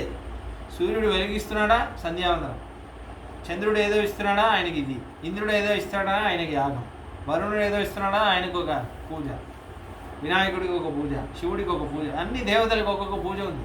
ఎందుకు? వాళ్ళు ఒక్కొక్కళ్ళు ఒక్కొక్క ఉపకారం చేస్తున్నారు. మనకి అన్నిటినీ ఇచ్చేది అకామ సర్వకామో వా మోక్షకాము ఉదారది తీవ్రేణ భక్తి యోగేన అని అంటుంది భాగవతం. అన్ని దేవతల్లో అంతర్యామిగా ఉండి అన్ని వేళలా అన్నీ ఇచ్చేవాడు భగవంతుడు మహావిష్ణువు. అందుకే ఆయన యందు ఆత్మలో ఆయన ధ్యానం చేసుకుంటూ ఉంటాడు. అది గొప్ప. అందుకే కృతేజ ప్రతికర్తవ్యం. నాకు అన్నీ ఆయనే ఇచ్చాడు. నా కళ్ళకి శక్తి ఎవడిచ్చాడు? నా వల్ల నేను తెచ్చుకున్నాను. చెవుకి శక్తి ఎవడిచ్చాడు? నా వల్ల నేను తెచ్చుకున్నాను. అన్నీ ఆయనే ఇచ్చాడు కదా. ఆయన ఇచ్చినప్పుడు ఇది ఆయన కోసమే ప్రవర్తించాలి కదా. కృతేజ ప్రతికర్తవ్యం. ఆయన నాకు ఉపకారం చేసినప్పుడు ప్రత్యుపకారంగా ఆయన కోసం నేను వాడాలి కదా. వాడితేనే కదా నేను కృతజ్ఞత నాకు ఉన్నట్టు, లేకపోతే లేనట్టు. కాబట్టి ఆ కృతజ్ఞత, అందుకే కృతజ్ఞ అనే నామం 2 సార్లు వస్తుంది విష్ణు సహస్రనామం. అనత్తమోదర దురాదర్శ కృతజ్ఞ కృతిరాత్మవాన్ అని ఒకసారి. మహర్షి కపిలాచార్య కృతజ్ఞో మేదినీపతి అని 2 సార్లు వస్తుంది. కృతజ్ఞ దానికి సంప్రదాయంలో అర్థం ఏమిచ్చారంటే, కృష్ణుడే భగవద్గీతలో ఒక శ్లోకం చెప్తున్నాడు, చాలా అందమైన శ్లోకం. అపిచేత్తు దురాచారో భజతే మామనన్యభాగ్ సాధురేవ సమంతవ్య సమ్యక్ వ్యవసితో హి సహా. నా యందు అసలు చాలా జీవితాంతం దురాచారమే చేసి, అయ్యో ఇన్ని రోజులు నేను ఇలా ఉన్నానే, నేను కృష్ణ భక్తుడిగా మారడానికి కొంచెంగా నేను అడుగులు వేయాలి అని ఒక 1% వాడు ట్రై చేస్తే కూడా వాడిని నేను రక్షిస్తాను. వాడు ఎన్ని అపరాధాలు చేసినా, చేసింది చేశాను, ఇకపైన నేను కృష్ణ భక్తుడిగా ఉండాలి, నేను ప్రయాసపడాలి అని ఒకడు అనుకున్నానంటే, అపిచేత్తు దురాచారో భజతే మాం, నన్ను గుర్తుపెట్టు అనన్య భాగ్ సాధురేవ సమంతవ్య, వాడు నా దృష్టిలో సాధువు. వాడు సాధువు, సమ్యక్ వ్యవసితో, వాడిని నేను రక్షిస్తాను. ఇంకా నా యందు వచ్చేలాగా వాడి భక్తి పెరిగేలాగా నేను వాడికి అనుగ్రహం చేస్తాను అని అంటున్నాడు. అంటే చూడండి, మనం ఒక్క అడుగు వేస్తే భగవంతుడు ఎన్ని అడుగులు దిగొస్తున్నాడు. ఒక్క అడుగు ఎప్పుడు వేస్తామా అని ఎదురు చూస్తున్నాడు చెప్పాలంటే. అలా ఆయన స్వరూపం అలా ఉంది. దాని తర్వాత ఒక మహాభారతంలో ఒక చోట కృష్ణుడు చాలా అందంగా మాట్లాడతాడు. గోవిందేతి యదా క్రందాత్ కృష్ణామాం దురవాసినం రుణం ప్రవృద్ధమివ మే హృదయాత్నాపసర్పతి అని అంటారు. ఇది ఎక్కడొస్తుందంటే, అజ్ఞాతవాసం వనవాసంలో పాండవుల్ని, ద్రౌపది అందరినీ కాపాడతాడు. ఎన్ని కష్టాలు వచ్చినా కాపాడతాడు. కురుక్షేత్రంలో కాపాడతాడు, అందరినీ కాపాడతాడు. కాపాడి చివరిలో అడుగుతాడు, నీకు మేము ఏం చేశామని కృష్ణ ఇన్నిసార్లు మమ్మల్ని కాపాడాలి, ఏం చేశామని ప్రతిసారి ఒక్కసారి కూడా వదలకుండా నన్ను కాపాడాలి అని ద్రౌపది అడుగుతుంది. అప్పుడు కృష్ణుడు అంటాడు, గోవిందేతి యదా క్రందాత్ కృష్ణ అంటే ఆవిడ కూడా కృష్ణ అని పేరు. కృష్ణామాం దూరవాసినం. నేను అక్కడ ఎక్కడో ద్వారకలో ఉన్నాను ద్రౌపది, నువ్వేమో ఇక్కడ ఉన్నావు కౌరవుల మహల్లో, రాజశాల. నేను అక్కడ దూరవాసినం, నేను అక్కడ ఉంటే కూడా నువ్వు నన్ను పిలిస్తే నేను నిన్ను కాపాడుతాను అని నమ్మి వస్త్రాపహరణం చేస్తుంటే గోవిందా అన్నావే. ఎంత నమ్మకం నా మీద నీకు, ఎంత ప్రేమ ఉంటే, ఎంత నమ్మకం ఉంటే నన్ను ఒకసారి గోవిందా అన్నావు. నువ్వు అప్పుడు గోవిందా అని ఒకసారి అన్నావు కదా, గోవిందేతి యదాక్రంద ఒక్కసారి ఏడిచావు కదా. నా హృదయంలో నేను దానికి నేను ఎంత చేసినా సరిపోవట్లేదు, నాకు సరిపోయింది నాకు అనిపించట్లేదు ద్రౌపది అని అంటాడు కృష్ణ. ఒక్కసారి పిలిచావు కదా గోవిందా అని, నాకు ఎంత చేసినా నేను దానికి ప్రత్యుపకారంగా ఏం నేను చేశానని నాకు సంతృప్తి కలగట్లేదు. అదే కృష్ణుడి స్వరూపం. పరమాత్మ యొక్క స్వరూపం ఏంటంటే అలా ఉంటుంది. ఒక్కసారి పిలిస్తే అంత పొంగిపోతున్నాడు. దానికి నేను ప్రతి ఉపకారం ఏం చేయాలి అని అంత చేస్తున్నాడు కృష్ణుడు. ఎంత అర్జునుడి కోసం ఎన్ని బాణాలు కృష్ణుడు తింటాడో, ఎన్నో కష్టాలు కృష్ణుడు అనుభవిస్తాడు, వాళ్ళకి తెలియకుండా దాచేస్తాడు. మనకు కూడా ఉపకారాలు తెలియకుండా చాలా ఉపకారాలు చేస్తున్నాడు, మనం గుర్తుపెట్టుకోము. అసలు మీరు బండి నడుపుకుంటూ వెళ్తున్నారండి, ఇక్కడ నుంచి అక్కడ. మీరు బండి నడుపుకుంటూ వెళ్ళేటప్పుడు మీ చుట్టూ 100 బండ్లు ఉంటాయి. 100 బండ్లు మీకు ఢీకొట్టకుండా చూసుకునేది ఎవరు? మీ చేతిలో మీ బండే ఉంది, ఆ బండ్లన్నీ మీ చేతిలో ఉన్నాయా? ఎవరు ఉపకారం చేస్తున్నారు కదా? అట్లా చూడండి, ఆలోచించండి. అడుగడుక్కి ఉపకారం చేస్తున్నాడు కృష్ణుడు. ఉపకార సంగ్రహం అని ఒక గ్రంథం రాశాడు వేదాంత చేసిన. ఒక జీవాత్మకి భగవంతుడు ఏమేమి ఉపకారాలు చేశాడో అని గ్రంథం, ఉపకార సంగ్రహం. ఈ కాలక్షేప గ్రంథం, అది సమాచారం అయిన వాళ్ళకి చెప్పాలి, అది చూద్దాం తర్వాత ఎప్పుడైనా వస్తుంది. అయితే ఇంకో విషయం, ఇలా ఈ ఉదార గుణం ఉంది చూడండి, చాలా కృష్ణుడు భగవద్గీతలో కూడా ఒక చోట చాలా అందంగా చెప్తాడు. 4 గురించి చెప్తాడు. చతుర్విధ భజంతే మాం జనా సుకృతినోర్జున ఆర్త జిజ్ఞాసురర్థార్థి జ్ఞానీ చ భరతర్షభ అని అంటారు. నా దగ్గర 4 విధమైన వాళ్ళు వస్తారు అన్నాడు. ఆర్త, వాడికి ఏదో బాధ ఉంది, ఎవరి దగ్గర చెప్పుకోవాలో తెలియలేదు, గుడికి వస్తాడు. కృష్ణుడు కొంతసేపు గుడిలో కూర్చుందాం, భగవంతుడి దగ్గర చెప్తాం, భగవంతుడు అయినా ఉంటాడు అని వస్తాడు. యూజువల్లీ కష్టం వస్తేనే వస్తారు, ఫస్ట్ స్టేజ్ ఇదే. తర్వాత జిజ్ఞాసు, కృష్ణుడు ఎవడు తెలుసుకోవాలి, పరమాత్మ అంటే ఎవరు తెలుసుకోవాలి, ఇంకా తెలుసుకోవాలి అని వస్తాడు. జిజ్ఞాస, కుతూహలం ఎక్కువ. అర్థార్థి, ఏదో ఒకటి కావాలి వాడికి, పెళ్ళి అవ్వట్లేదు, అది ఇది ఏదో ఉంది, ఏదో ఒక దిగులు, అందుకోసం వస్తారు. కృష్ణ నాకు ఇది ఇస్తే నేను ఇది ఇస్తాను నీకు, బిజినెస్ డీల్ మాట్లాడదాం, నువ్వు నాకు ఇది చేయి నేను నీకు ఇది కొనిస్తాను, అలా ఏదో అంటారు. దాని తర్వాత లాస్ట్లో అంటాడు జ్ఞాని. జ్ఞాని అంటే ఏంటంటే నా కోసమే వస్తాడు.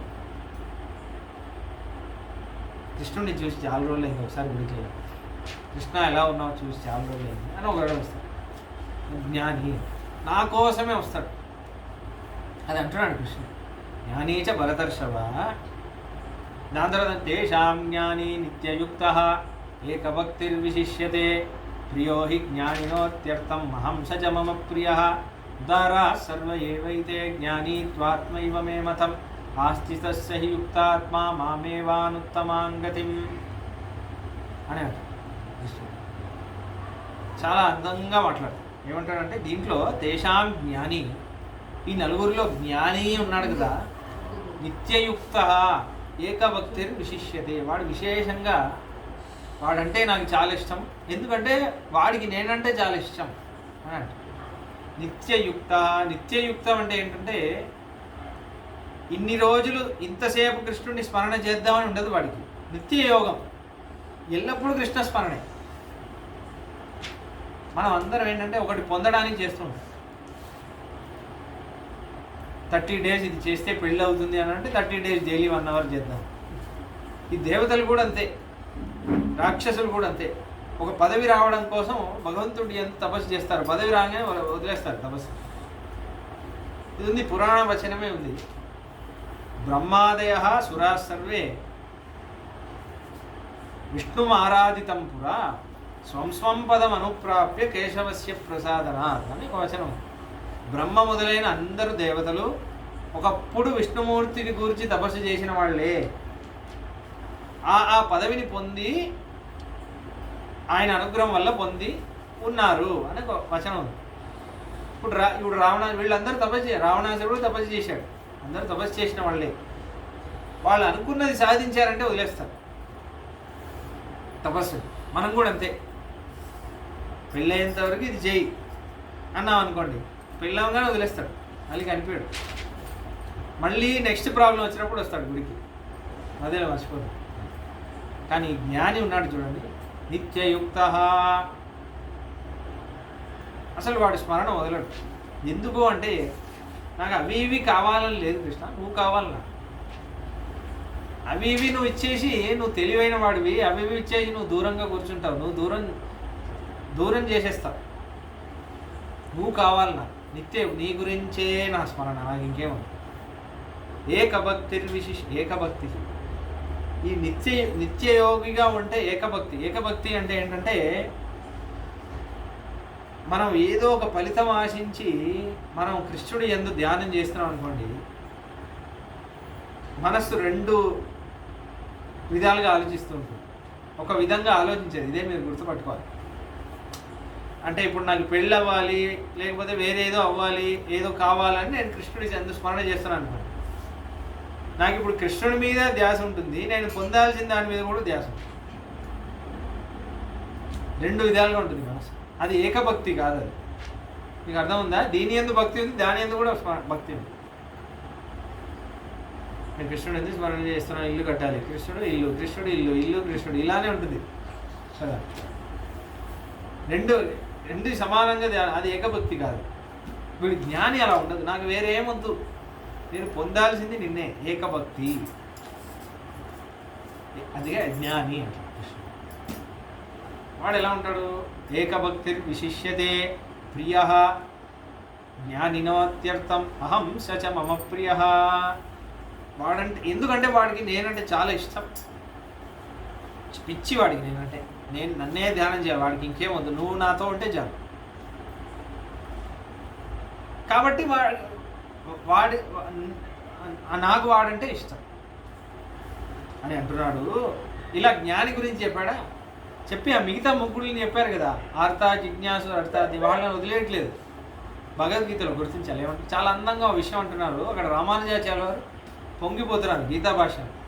ఉదారా సర్వ ఏవైతే జ్ఞానీత్వాత్మైవ మే మతం. అర్జున, నిజానికి నలుగురు ఉదారులే అని అంటున్నారు, నలుగురు గొప్పవాళ్లే అని అంటారు. నలుగురు ఎలా గొప్పవాళ్ళు అవుతారు? నలుగురు గొప్పవాళ్లే. దాంట్లో జ్ఞాని అంటే నాకు కొంచెం ఎక్కువ ఇష్టం అనుకో, కానీ వీళ్ళు ఏం తక్కువ కాదు. ఎందుకు ఆ మాట అంటున్నాడు? ఉపకారం. దానికి రామానుజాచార్యుల వారు వ్యాఖ్యానం. రామానుజాచార్యుల వారు అందంగా అంటున్నారు, సర్వ ఏవ ఏతే మామేవ ఉపాసతే ఇది ఉదారహ అంటే. వీళ్ళకి కష్టం వచ్చినా, పెళ్లి కావాలన్నా, జిజ్ఞాస అన్నా నా దగ్గర వచ్చారు కదా. వాళ్ళు తలుచుకుంటే ఎవరి దగ్గరైనా వెళ్ళొచ్చు, కానీ నా దగ్గర రావాలి అని అనుకున్నారు. కాబట్టి వాళ్ళు నాకు ఉపకారం చేస్తున్నారు. కృష్ణుడికి మనం ఎలా ఉపకారం చేస్తున్నాం అంటే కృష్ణుడు అంటారు. దానికి మళ్ళీ రామానుజాచార్య వారు అంటున్నారు, వదాన్యే మత్తో యత్ కించిదపి గృహ్ణంతి తేహి మమ సర్వస్వదాయినః. వాళ్ళు నన్ను అడిగితే నేను ఇస్తే అప్పుడే లోకానికి తెలుస్తుంది కదా నేను ఇవ్వగలను అని. కాబట్టి నా కీర్తి ఎవరి వల్ల పెరిగింది? ఇప్పుడు వాళ్ళ వల్లే పెరిగింది. నేను శరణాగత రక్షకుడిని, అందరికీ అభయం ఇచ్చేవాడిని, ముక్తి ఇచ్చేవాడిని నేనే అని అందరికీ ఎలా తెలిసింది? ఇప్పుడు వీళ్ళు నన్ను అడగడం వల్లే కదా. వీళ్ళు తలుచుకుంటే వేరే వాళ్ళ దగ్గర అడగవచ్చు, నాన్న దగ్గర అడగడం వల్ల నేనే పరమాత్మని నలుగురికి తెలిసిందా లేదా? కాబట్టి వీళ్ళు నాకు ఉపకారం చేశారా లేదా? నేను ఒక నలుగురు జీవాత్మలు నా దగ్గర రావట్లేదే అని తప్పించిపోతున్నాను, వీళ్ళ వల్ల ఇప్పుడు వస్తారు నా దగ్గర. కాబట్టి వీళ్ళందరూ ఉదారులు, నాకు ఉపకారం చేస్తున్నారు. అసలుకి ఇలా ఒక భగవంతుడు ఉంటాడా ఎక్కడైనా? ఇట్లా కూడా ఒక భగవంతుడు ఉంటాడా? అదే కృష్ణుడు. అదే కదంచిత్ ఉపకారేణ కృతే నైకేన తుష్యతి నస్మరత్యపకారాణం శతమప్యాత్మవత్యయ. అసలు అపకారాన్ని కృష్ణుడు గుర్తుపెట్టుకోడు. ఉపకారం చిన్నది చేసినా పొంగిపోతుంది. చిన్న ఉపకారం మర్చిపోకూడదు. మనకి చాలా అవసరమైనప్పుడు ఒక ఉపకారం చేస్తారు. వాళ్ళు మనకి ఎప్పుడో ఏదో అన్నారని మనం ఉపకారం మర్చిపోతాం, వాళ్ళ మీద కోపం పెట్టుకుంటాం. అప్పుడు మనం ధ్యానం చేయాలి. అసలు అక్కడే మన వైష్ణవ స్వరూపం వస్తుంది. అప్పుడు మీరు మోహానికి వశపడతారా అంటే అన్నాడు, మనం ఎందుకు అనడం, వాడు ఏదో తెలియక అన్నాడు సరే, కానీ ఒకప్పుడు వాడు ఎంత ఉపకారం చేశాడు తెలుసా నాకు. మన ఉపకారం మీరు గుర్తుపెట్టుకోవాలి. చాలా అలా అంటే అందరూ పర్ఫెక్ట్గా ఉండరు, అది మీరు అర్థం చేసుకోవాలి. ఎందుకంటే మీరు కూడా పర్ఫెక్ట్ కాదు, అందరూ పర్ఫెక్ట్గా ఉండరు. అందరూ పర్ఫెక్ట్గా లేనప్పుడు ఎందుకు దాన్ని ఒక పెద్ద విషయం చేయాలి? పుండు మీద కారం జల్లి దాన్ని పెద్దగా ఎందుకు చేయాలి? వాళ్ళ ఇన్పర్ఫెక్షన్ మాత్రం, వాళ్ళ దగ్గర ఉన్న అవగుణాలను మాత్రం పెద్దగా ఎందుకు చేయాలి? మనలో కూడా అవగుణాలు ఉన్నాయి కదా. రాముడు అదే అంటాడు, రాముడే అంటాడు ఈ విషయం. నా సర్వే భ్రాతరస్తాత భవంతి భరతోపమాహ మద్విధానాప్తు పుత్ర అని అంటాడు రాముడు సుగ్రీవుడి దగ్గర. వీడేం తమ్ముడు, వీడు రావణాసురుడు తమ్ముడు, వీడు ఏదో ప్లాన్తో వచ్చాడు. ఇక్కడ నీ దగ్గర వచ్చేసి వెనకాల నుంచి వెన్నుపోటు పొడిచాడంటే అలా సుగ్రీవుడు జెన్యున్గా అలా అంటాడు. రాముడు మాట అంటాడు, సుగ్రీవాను ఒకటి గుర్తుపెట్టుకో, నా సర్వే భ్రాతరస్తాద భవంతి ప్రజలతో, అందరు తమ్ముళ్ళు భరతుడిలా ఉండరు, పర్ఫెక్ట్ తమ్ముడు. నా పాదుకలు తీసుకొని రాజ్యం వెళ్ళి అలా ఉండరు ఎవరు. మద్విధాన పితుపుత్ర, నాకు దొరికినట్టు ఒక నాన్న ఎవరికి దొరకరు. కొడుకు వదిలేశాడని చచ్చిపోయే నాన్న కొడుకు కోసం, కొడుకు లేడని చచ్చిపోయాడు, కొడుకు నాన్న నుంచి దూరం అయిపోయాడు అని చచ్చిపోయే నాన్న అందరికీ ఉండరు. నాలాగో కొడుకు కూడా ఉండడు అని తన గురించి కూడా అంటాడు. నాన్న మాట నిలబెట్టడానికి ఒకడు వనవాసం వెళ్ళే కొడుకు ఉండడు, నీలాంటి ఫ్రెండ్ కూడా ఉండడు సుగ్రీవా. నా కోసం ఇంత దూరం వచ్చి యుద్ధం చేస్తున్నాను, నీ ప్రాణాన్ని పణంగా పెట్టి. అందరూ ఇలా ఉండరు పర్ఫెక్ట్గా, ఎలా ఉన్నారో అలా మనం యాక్సెప్ట్ చేయాలి అంటారు రాముడు.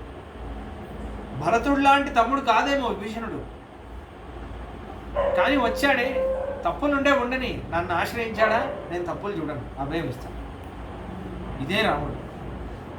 ఉంటే ఉండిందండి, ఎందుకు దాన్ని పెద్దగా చేయాలి? ఉపకారాన్ని గుర్తుపెట్టుకోవాలి. మన సంప్రదాయంలో కూడా చాలామంది ఆచార్యులు అనుష్ఠించారు. ఉదాహరణకి రెండు ఉదాహరణలు ఉన్నాయని చెప్పి ముగించేస్తాను. చాలా గొప్ప వైష్ణవ లక్షణం, ఉపకారాన్ని మర్చిపోకుండా ఆ ఉపకారం చేశారు. నాకు కాంచీపురంలో వరదరాజ స్వామి వారికి ఒక అన్నయ్య తెలుసు, ఆయన బాగా ఎంకరేజ్ చేస్తారు. వరదరాజ స్వామి అంటే ప్రాణం. ఆయన పేరు సుందరవరదన్ అని ఆయన పేరు. మన గుడికి కూడా ఒకసారి వచ్చారు. అయితే వేదాంతేశి స్వామిని అయోధ్యలో మన గుడి ఉంది, అక్కడ ప్రతిష్ఠ చేయాలన్నమాట. ఆ స్వామివారిని ఉత్సవ స్వామి వేదాంతేశి స్వామి కాంచీపురంలో ఆరాధన చేసి అలా ఆరాధన చేస్తూ పెద్ద ఒక వ్యాన్ దాంట్లో తీసుకొచ్చి ఒక కూరు అక్కడ నుంచి బెంగళూరు నుంచి తమిళనాడు, మన హైదరాబాద్ నుంచి నార్త్ ఇలా వెళ్ళారు. అలా అక్కడక్కడ ఆగి ఒక్కొక్క నదిలో అభిషేకం చేసి అలా తీసుకెళ్ళి అయోధ్యలో ఆ స్వామిని అక్కడ ప్రతిష్ఠ చేద్దామని, ఆల్రెడీ ప్రతిష్ఠ అయిన స్వామిని అక్కడ ఇది చేద్దాం అన్నారు.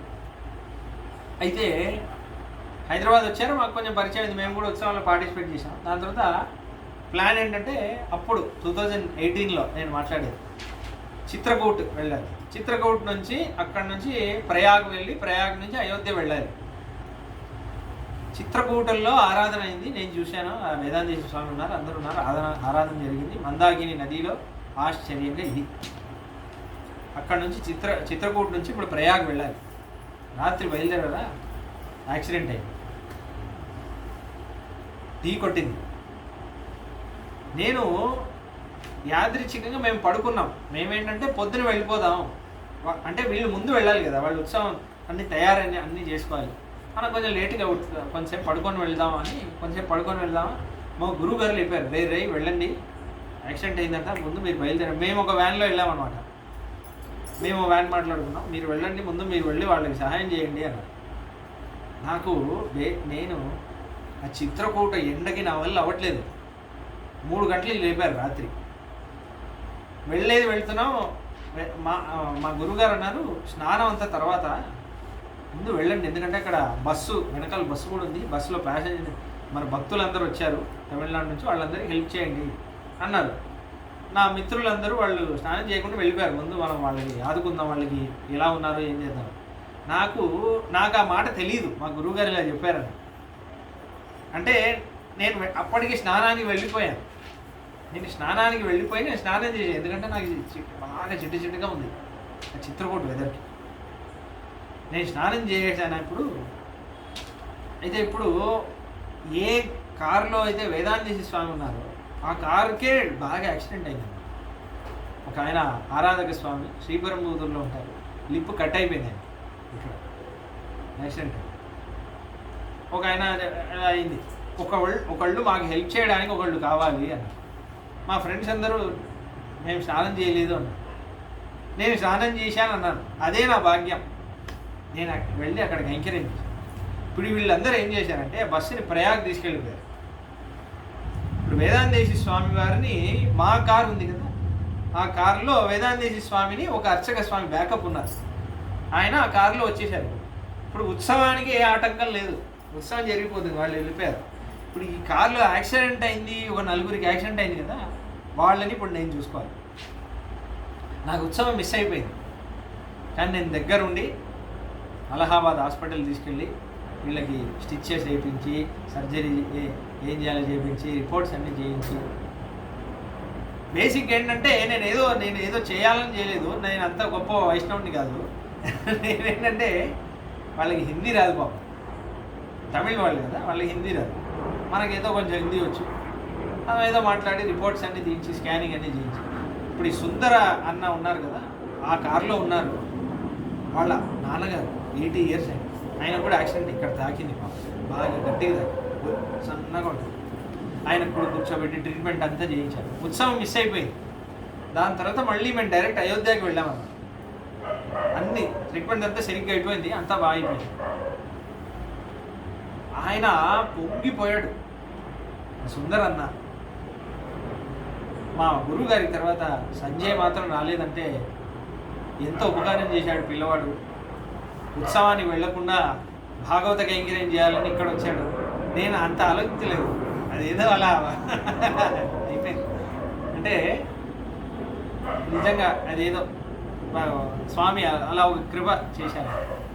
అయితే ఆయన ఎన్ని రోజులు చెప్పాడు, ఇంకా చెప్తాడు. ఆయన నేను చేసింది ఒక్క ఉపకారమే, నేను యాక్చువల్లీ చేయాలని చేయలేదు, అలా జరిగిందంటే. ఆయన ఇప్పుడు కూడా నేను తర్వాత కాంచీపురం వెళ్ళాను. కాంచీపురం వెళితే రా సంజయ్ రా, ఈయన మా నాన్నగారిని కాపాడాడు. ఒక్కొక్కళ్ళకి చెప్పాడు, నాకు ప్రత్యేకించి సేవ చేయించాడు. దాని తర్వాత నెక్స్ట్ ఇయర్ మళ్ళీ అయోధ్యకి వెళ్ళాను. రా సంజయ్, అప్పుడు ప్రయాగ్లో ఉత్సవం, రా సంజయ్ రా, లాస్ట్ ఇయర్ నువ్వు మిస్ అయ్యావు కదా, నువ్వు నేను మిస్ అయ్యావు. ఈ పిల్లాడు ఉన్నాడు కదా, మా నాన్నగారిని కాపాడాడు.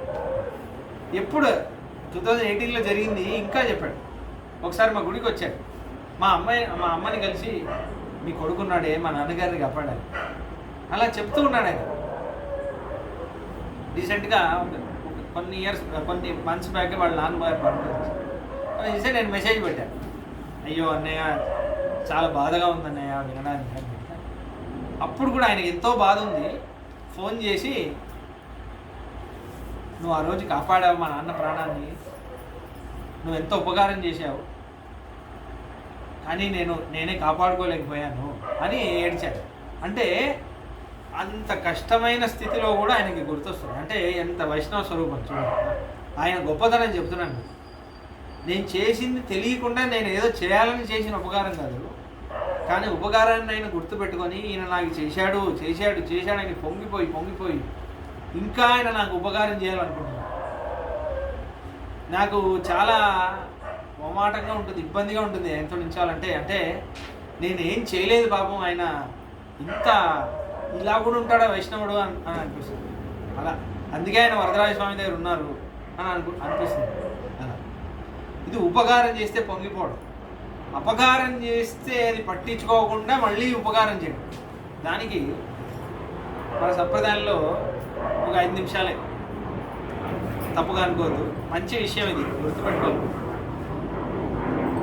రామానుజాచార్యులు వారు ఉన్నప్పుడు ఒక శైవ రాజు ఒక ఆయన ఉండేవాడు, క్రిమికండ చోళుడు అని. అంటే చోళులు చాలా వైష్ణవ ఆలయాలన్నీ వాళ్ళు కట్టారు. కొంతమంది చోళులు కొంచెం వైష్ణవుని చంపాలి, చూస్తే చంపేయాలి, అలా ఉండేది, కొంచెం తీవ్రంగా ఉండేది. అప్పుడు ఇప్పుడు ఈ రామానుజాచార్యులు అని ఒక ఆయన ఉన్నారు, ఆయన వల్లే కదా విష్ణుభక్తి, ఆయనను చంపేయాలి ఇప్పుడు అని వాడికి ఒక ఆలోచన. అంటే రామానుజాచార్యుల వారి శిష్యుడే ఒక ఆయన, నాలూరాన్ అని పేరు. నాలూరాన్ అంటే 4 ఊర్లు ఉండేవి ఆయనకి, గొప్ప ఆయన. ఆయన రామానుజాచార్యుల వారు ఏమేమి మాట్లాడుతున్నారు ఇలా చేసే ఈ ప్లాన్ అన్నీ వెన్నుపోటులాగా ఆ రాజుకి చెప్పేవాడట. ఇక్కడ ఇప్పుడు రామానుజాచార్యుల వారు ఇక్కడ ఉన్నాడు, అక్కడ ఉన్నారు, ఆయన సంచారం ఇలా ఉంటుంది, నెక్స్ట్ మంత్ ఇలా ఉంటుంది, ఇక్కడ దొరుకుతారు, ఇక్కడ ఆయన్ని పట్టుకోండి, ఇలా చంపండి. గురుద్రోహం ఇది, ఆచార్య ద్రోహం. మనకి జ్ఞానాన్ని ఉపదేశం చేసి మనకి మోక్షానికి మార్గాన్ని ఇచ్చిన ఆచార్యుడికి మనం ద్రోహం. అయితే ఇది తెలిసింది రామానుజాచార్యుల వారు కావేరీ నదిలో స్నానం చేయడానికి వెళ్ళినప్పుడు వాళ్ళ శిష్యులు పూరతాళ్వాన్ అనే స్వామి రామానుజాచార్యుల వారి కాషాయాన్ని ఆయన ధరించేసుకున్నారు. రామానుజాచార్యుల వారి ప్లేస్లో ఆయన వెళ్ళారు. నేనే రామానుజాచార్యుల వారికి ఏం కాకూడదు అని, నా ప్రాణం పోయినా పర్లేదు, మా గురువుగారికి ఏం కాకూడదు అని ఆయన వెళ్ళారు. వెళితే వేడి వేడి ఇనుప రాడ్తో కళ్ళు పీకేశాడు పూరతాళ్వాన్ ఆ రాజు. అయితే దాని తర్వాత ఆయన కళ్ళు పోయాయి, కానీ వరదరాజ స్వామిని వేడుకుంటే కళ్ళు వస్తాయని ఉంది, పురాణాల్లోనూ ఉన్నాయి. దాని తర్వాత ఆయన వేడుకున్నారు, కళ్ళు వచ్చాయి. యాక్చువల్లీ దానికంటే ముందు వెంటనే కళ్ళు పీకేయంగానే వరదరాజ స్వామి దగ్గర వేడుకున్నారు పూరతాడు. ఏమని అది మన ఆచార్యులు గొప్పగా చెప్తారు. ఈ మా రామానుజాచార్యుల వారికి ఏం కాకుండా చూసుకో వరదరాజా, నా కళ్ళు పోతే పోయాయి, ఈ నాలూరాన్ మీద కూడా నువ్వు కోపం తెచ్చుకోకు, వాడి అజ్ఞానం పోగొట్టి వాడి పాపాన్ని పోగొట్టడానికి ఏదైనా పరిష్కారం చూసి వాడికి కూడా ముక్తి ఇవ్వు అని ప్రార్థించాడు. అది అపకారం చేస్తే కూడా అంటే చెడ్డవాడు నశించాలి అనేది కాదు, వాటిలో ఉన్న చెడ్డతనం పోనీ అంతే. వాడు చెడ్డతనం పోయిందంటే వాడు కూడా మంచివాడే కదా, ఇష్టవాడే కదా. అపకారాన్ని ఇది జనరలీ ఇది చివరి ఉదాహరణ, ఇది చెప్తే అయిపోతుంది వాళ్ళ సంచిక. ఇది జనరల్గా జరిగిన ఎపిసోడ్. మా ఆవిడ వాళ్ళ చెల్లెలు డాక్టర్. ఇది నేను చాలామందికి చెప్పాను. ఇది ఆవిడకి యాక్చువల్ ఇబ్బంది ఇది నేను చెప్పడం వల్ల. ఎందుకు నేను అంత పెద్ద ఏం చేయలేదు అనుకుంది, కానీ దీని వెనకాల దాగున్న వైష్ణవ గుణాన్ని చూడాలి, దాన్ని పరిశీలించడానికి చెప్తున్నాను. ఒకసారి ఆవిడ ఇలా చెన్నైలో ఉంటుంది, ఒకసారి ఇలా నడుచుకుంటూ బండి నడుపుకుంటూ వెళ్ళింది. ఒకడు బాగా తాగున్నాడు, గుద్దేశాడు ఆపోజిట్ డైరెక్షన్లో వచ్చి. గుద్దేస్తే కింద పడిపోయింది. కింద పడిపోతే వాడు మొత్తం మతిలో ఉన్నాడు, అంటే ఫుల్గా ఉన్నాడు. వాడు హిట్ అండ్ రన్ ఎస్కేప్ అవ్వాలని చూసి మళ్ళీ ఇవిడ మీద ఎక్కించాడు 2 సార్లు. ఫస్ట్ గుద్దాడు, కింద పడింది, ఇలా ఎస్కేప్ అవ్వాలని మళ్ళీ ఎక్కించాడు. బ్యాక్ బోన్ ఫ్రాక్చర్ అయింది. ఎక్కించాలని చెప్పి డివైడర్ కొట్టి వాడు పడిపోయాడు అన్కాన్షియస్గా. తాగున్నాడు కదా, పడిపోయాడు. ఇప్పుడు డాక్టర్ కదా కదలడానికి అవచ్చు. ఆవిడ బండి నుంచి ఫస్ట్ ఎయిడ్ కిట్ తీసి ఆయనకి ఫస్ట్ ఎయిడ్ ట్రీట్మెంట్ చేసి ఆయనకి చేసి అంబులెన్స్కి ఇవిడే ఫోన్ చేసి అంబులెన్స్కి ఫోన్ చేసి ఏమేమి ట్రీట్మెంట్ ఫస్ట్ ఎయిడ్గా ఏమేమి చేసిందో ఒక పేపర్లో రాసి అంబులెన్స్లో ఉన్న నర్సు అంబులెన్స్ వచ్చేంత వరకు వెయిట్ చేసి ఆయన్ని ఎక్కించి జనరల్ హాస్పిటల్ అడ్మిట్ ఆమె ఏ ప్రొసీజర్ చేసిందో చెప్పి పంపిస్తే దాని తర్వాత మెల్లగా లేచింది, అలా నడుపుకుంటూ దాని తర్వాత ఆ బ్యాక్ బోన్ ఇది ఇంకా ఉంది. ఆవిడ వెయిట్ లేపలేదు పాపం. డాక్టర్ ప్రొఫెషన్ వదిలేయాల్సి వచ్చేసింది. అలా అయిపోయింది. Bed rest. చాలా ఇంకా ప్రాబ్లం ఉంది పాపం. కానీ ఆ గుణం చూడండి. ఇప్పుడు విచిత్రం ఏంటంటే వాడు కేసు పెట్టాడు, ఈవిడే నాకు యాక్సిడెంట్ చేసింది. దాని తర్వాత వాళ్ళకి ఫుటేజ్ దొరికి వాడిని అరెస్ట్ చేయాలనుకున్నారు. వీడిని కొడతానంటే వద్దులేండి, ఎవరు చేశారు, ఆ కేసు అంతా మాకు వద్దు అని వదిలేశారు. నాకు చాలా ఆశ్చర్యం వేసింది. ఇప్పుడు వాడు అపకారం చేశాడు, ప్రాణం పోయేలా చేశాడు. వాడు చచ్చిపోతే ఏంటి, బతికుంటే నాకేంటి? మనమే ఉంటే ఏం చేస్తాం, 4 తగిలిస్తాం. జస్ట్ బండికి ఒక స్క్రాచ్ వస్తేనే మెయిన్ రోడ్లో వెనకాల ఎంతమంది ఉన్నారని ఆలోచించకుండా బండిని ఆపేసి గొడవ పడే రోజులు ఇవి. మనమే చూస్తాం కదా. అలా ఎలా చేస్తావు, ఏమి అసలు యాక్సిడెంటే అవ్వదు, స్క్రాచ్ వచ్చిందని. నిజంగా యాక్సిడెంట్ చేశాడు, వెన్నుముక్క ఇరిగిపోయింది, అపకారం చేసి. ఎందుకంటే ఏంటంటే ఈ డాక్టర్స్ అందరూ ఒక ఓత్ తీసుకుంటారు, ఇట్లాంటి సిచ్యువేషన్లో అయినా ఒకటి ప్రమాదం ఉంటే వాడికి నేను నా ప్రాణం ఇచ్చి కాపాడాలి అని ఒక ప్రామిస్ తీసుకుంటారు. నేను డాక్టర్ని కదా, కాబట్టి నాకు అది గుర్తొచ్చింది, చేశాను. కానీ దీని వెనకాల ఇది వైష్ణవ గుణం. వైష్ణవుడు ఇలా ఉండాలి. ఇలా ఉండేవాళ్ళంటే భగవంతుడికి చాలా ఇష్టం. ఆ గుణాన్ని ప్రదర్శించేవాడు. అంటే ఆవిడ ఒక డాక్టర్ కోణంలో చెప్పింది, కానీ నిజానికి ఆ డాక్టర్ విషయమనే కాదు, జీవితంలో ఎటువంటి పరిస్థితి వచ్చినా అలా అపకారం చేసినా పర్లేదు, వాడు బాగుపడడానికి నా వల్ల నేనేం చేయాలి, వాడు నశించిపోవడానికి నేను చేయడం కాదు, వాడు బాగుపడడానికి నా వల్ల నేనేం చేయాలి అని ఆలోచిస్తాడే వాడే వైష్ణవుడు. మనం అందరం ఇప్పుడు అలానే ఉన్నాం. మన ఆత్మస్వరూపాన్ని వదిలేసాం. మన ఆత్మస్వరూపం మనం అందరం దొంగతనం చేస్తున్నాం. ఈ ఆత్మ ఎవరిది? యాక్చువల్లీ దీనికి ఓనర్ ఎవరు? మనకు ఓనర్ ఎవరు? ఆయనది. ఆయన కదా ఓనర్. మనము ఒక దొంగతనంలోనే అతిపెద్ద దొంగతనం ఇది. చోరే కింతేన కృతం పాపం చోరేణ ఆత్మాపహారిణ అని మహాభారతంలోనే అంటున్నాం. మనం చేసేది అతిపెద్ద దొంగతనం.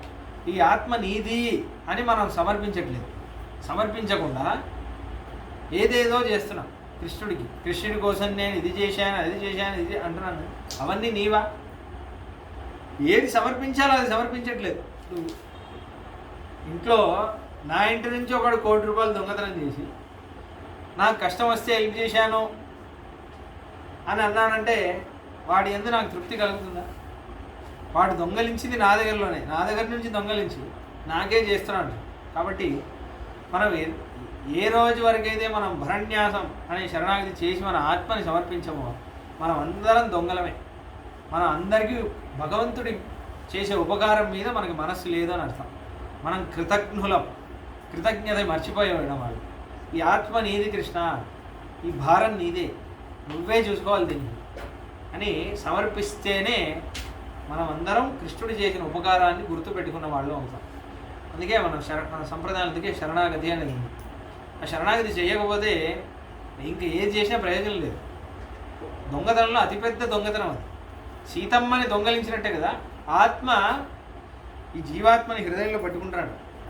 మహాలక్ష్మి ఏ చోటలో ఉందో అదే చోటలో జీవాత్మల్ని పెట్టుకొని చూసుకుంటున్నాడా? ఇప్పుడు జీవాత్మల్ని రావణుడు దొంగలించినట్టు ఆ మహాలక్ష్మి నాది అనుకుంటున్నాడు రావణాసుడు. మనం కూడా ఈ ఆత్మ నాది, నేనే దీనికి ప్రభువు అని అనుకుంటున్నాం. మనకి రావణాసుడి తేడా ఏంటి? మనం అందరం ఇప్పుడు అదే స్థితిలో ఉన్నాం. అందుకే ఈ శరీరం నీ సేవ కోసమే పనిచేయాలని పంచ సంస్కారం చేసుకుంటాం. ఈ ఆత్మ నీది అనడానికి శరణాగతి చేస్తేనే మన ఉపకారాన్ని గుర్తించిన వాళ్ళం అవుతాం. కాబట్టి మనకి వైష్ణవ స్వరూపం రావాలంటే మనం ఉపకారులం, మనకి నిజంగా కృతజ్ఞత ఉంటే మనం అది చేయాలి. చేస్తేనే మనం రాముడి దృష్టిలో ఉపకారాన్ని గుర్తుపెట్టుకుంటాం.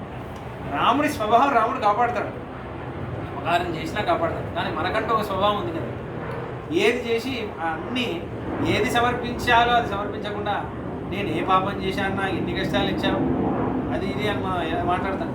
నాకే ఎన్ని కష్టాలు ఇచ్చాడు రాముడు అలా మాట్లాడతాం. ఎందుకు అంటే మనం సరిగ్గా లేవు. అసలు మనం ఆత్మని సమర్పించలేము, మనం శరణాగతిని అనుష్ఠించాలి, అది చేయాలి. కాబట్టి అదే ఈ దీంట్లో ఉన్న తాత్పర్యం. మిగతా రాముడి గుణాలన్నీ వరుసగా రానున్న సంచికల్లో చూద్దాం. మంగళం కోసలేంద్రాయ మహనీయ గుణాబ్దయే చక్రవర్తి తనుజాయ సార్వభౌమాయ మంగళం. ఏమేతత్ పురావృత్తం ఆఖ్యానం భద్రమస్తు వః ప్రవ్యాహృత విశ్రబ్దం బలం విష్ణో ప్రవర్ధతాం. లాభస్తేషాం జయస్తేషాం కుతస్తేషాం పరాభవః యేషాం ఇందీవరస్యామో హృదయేషు ప్రతిష్ఠితః.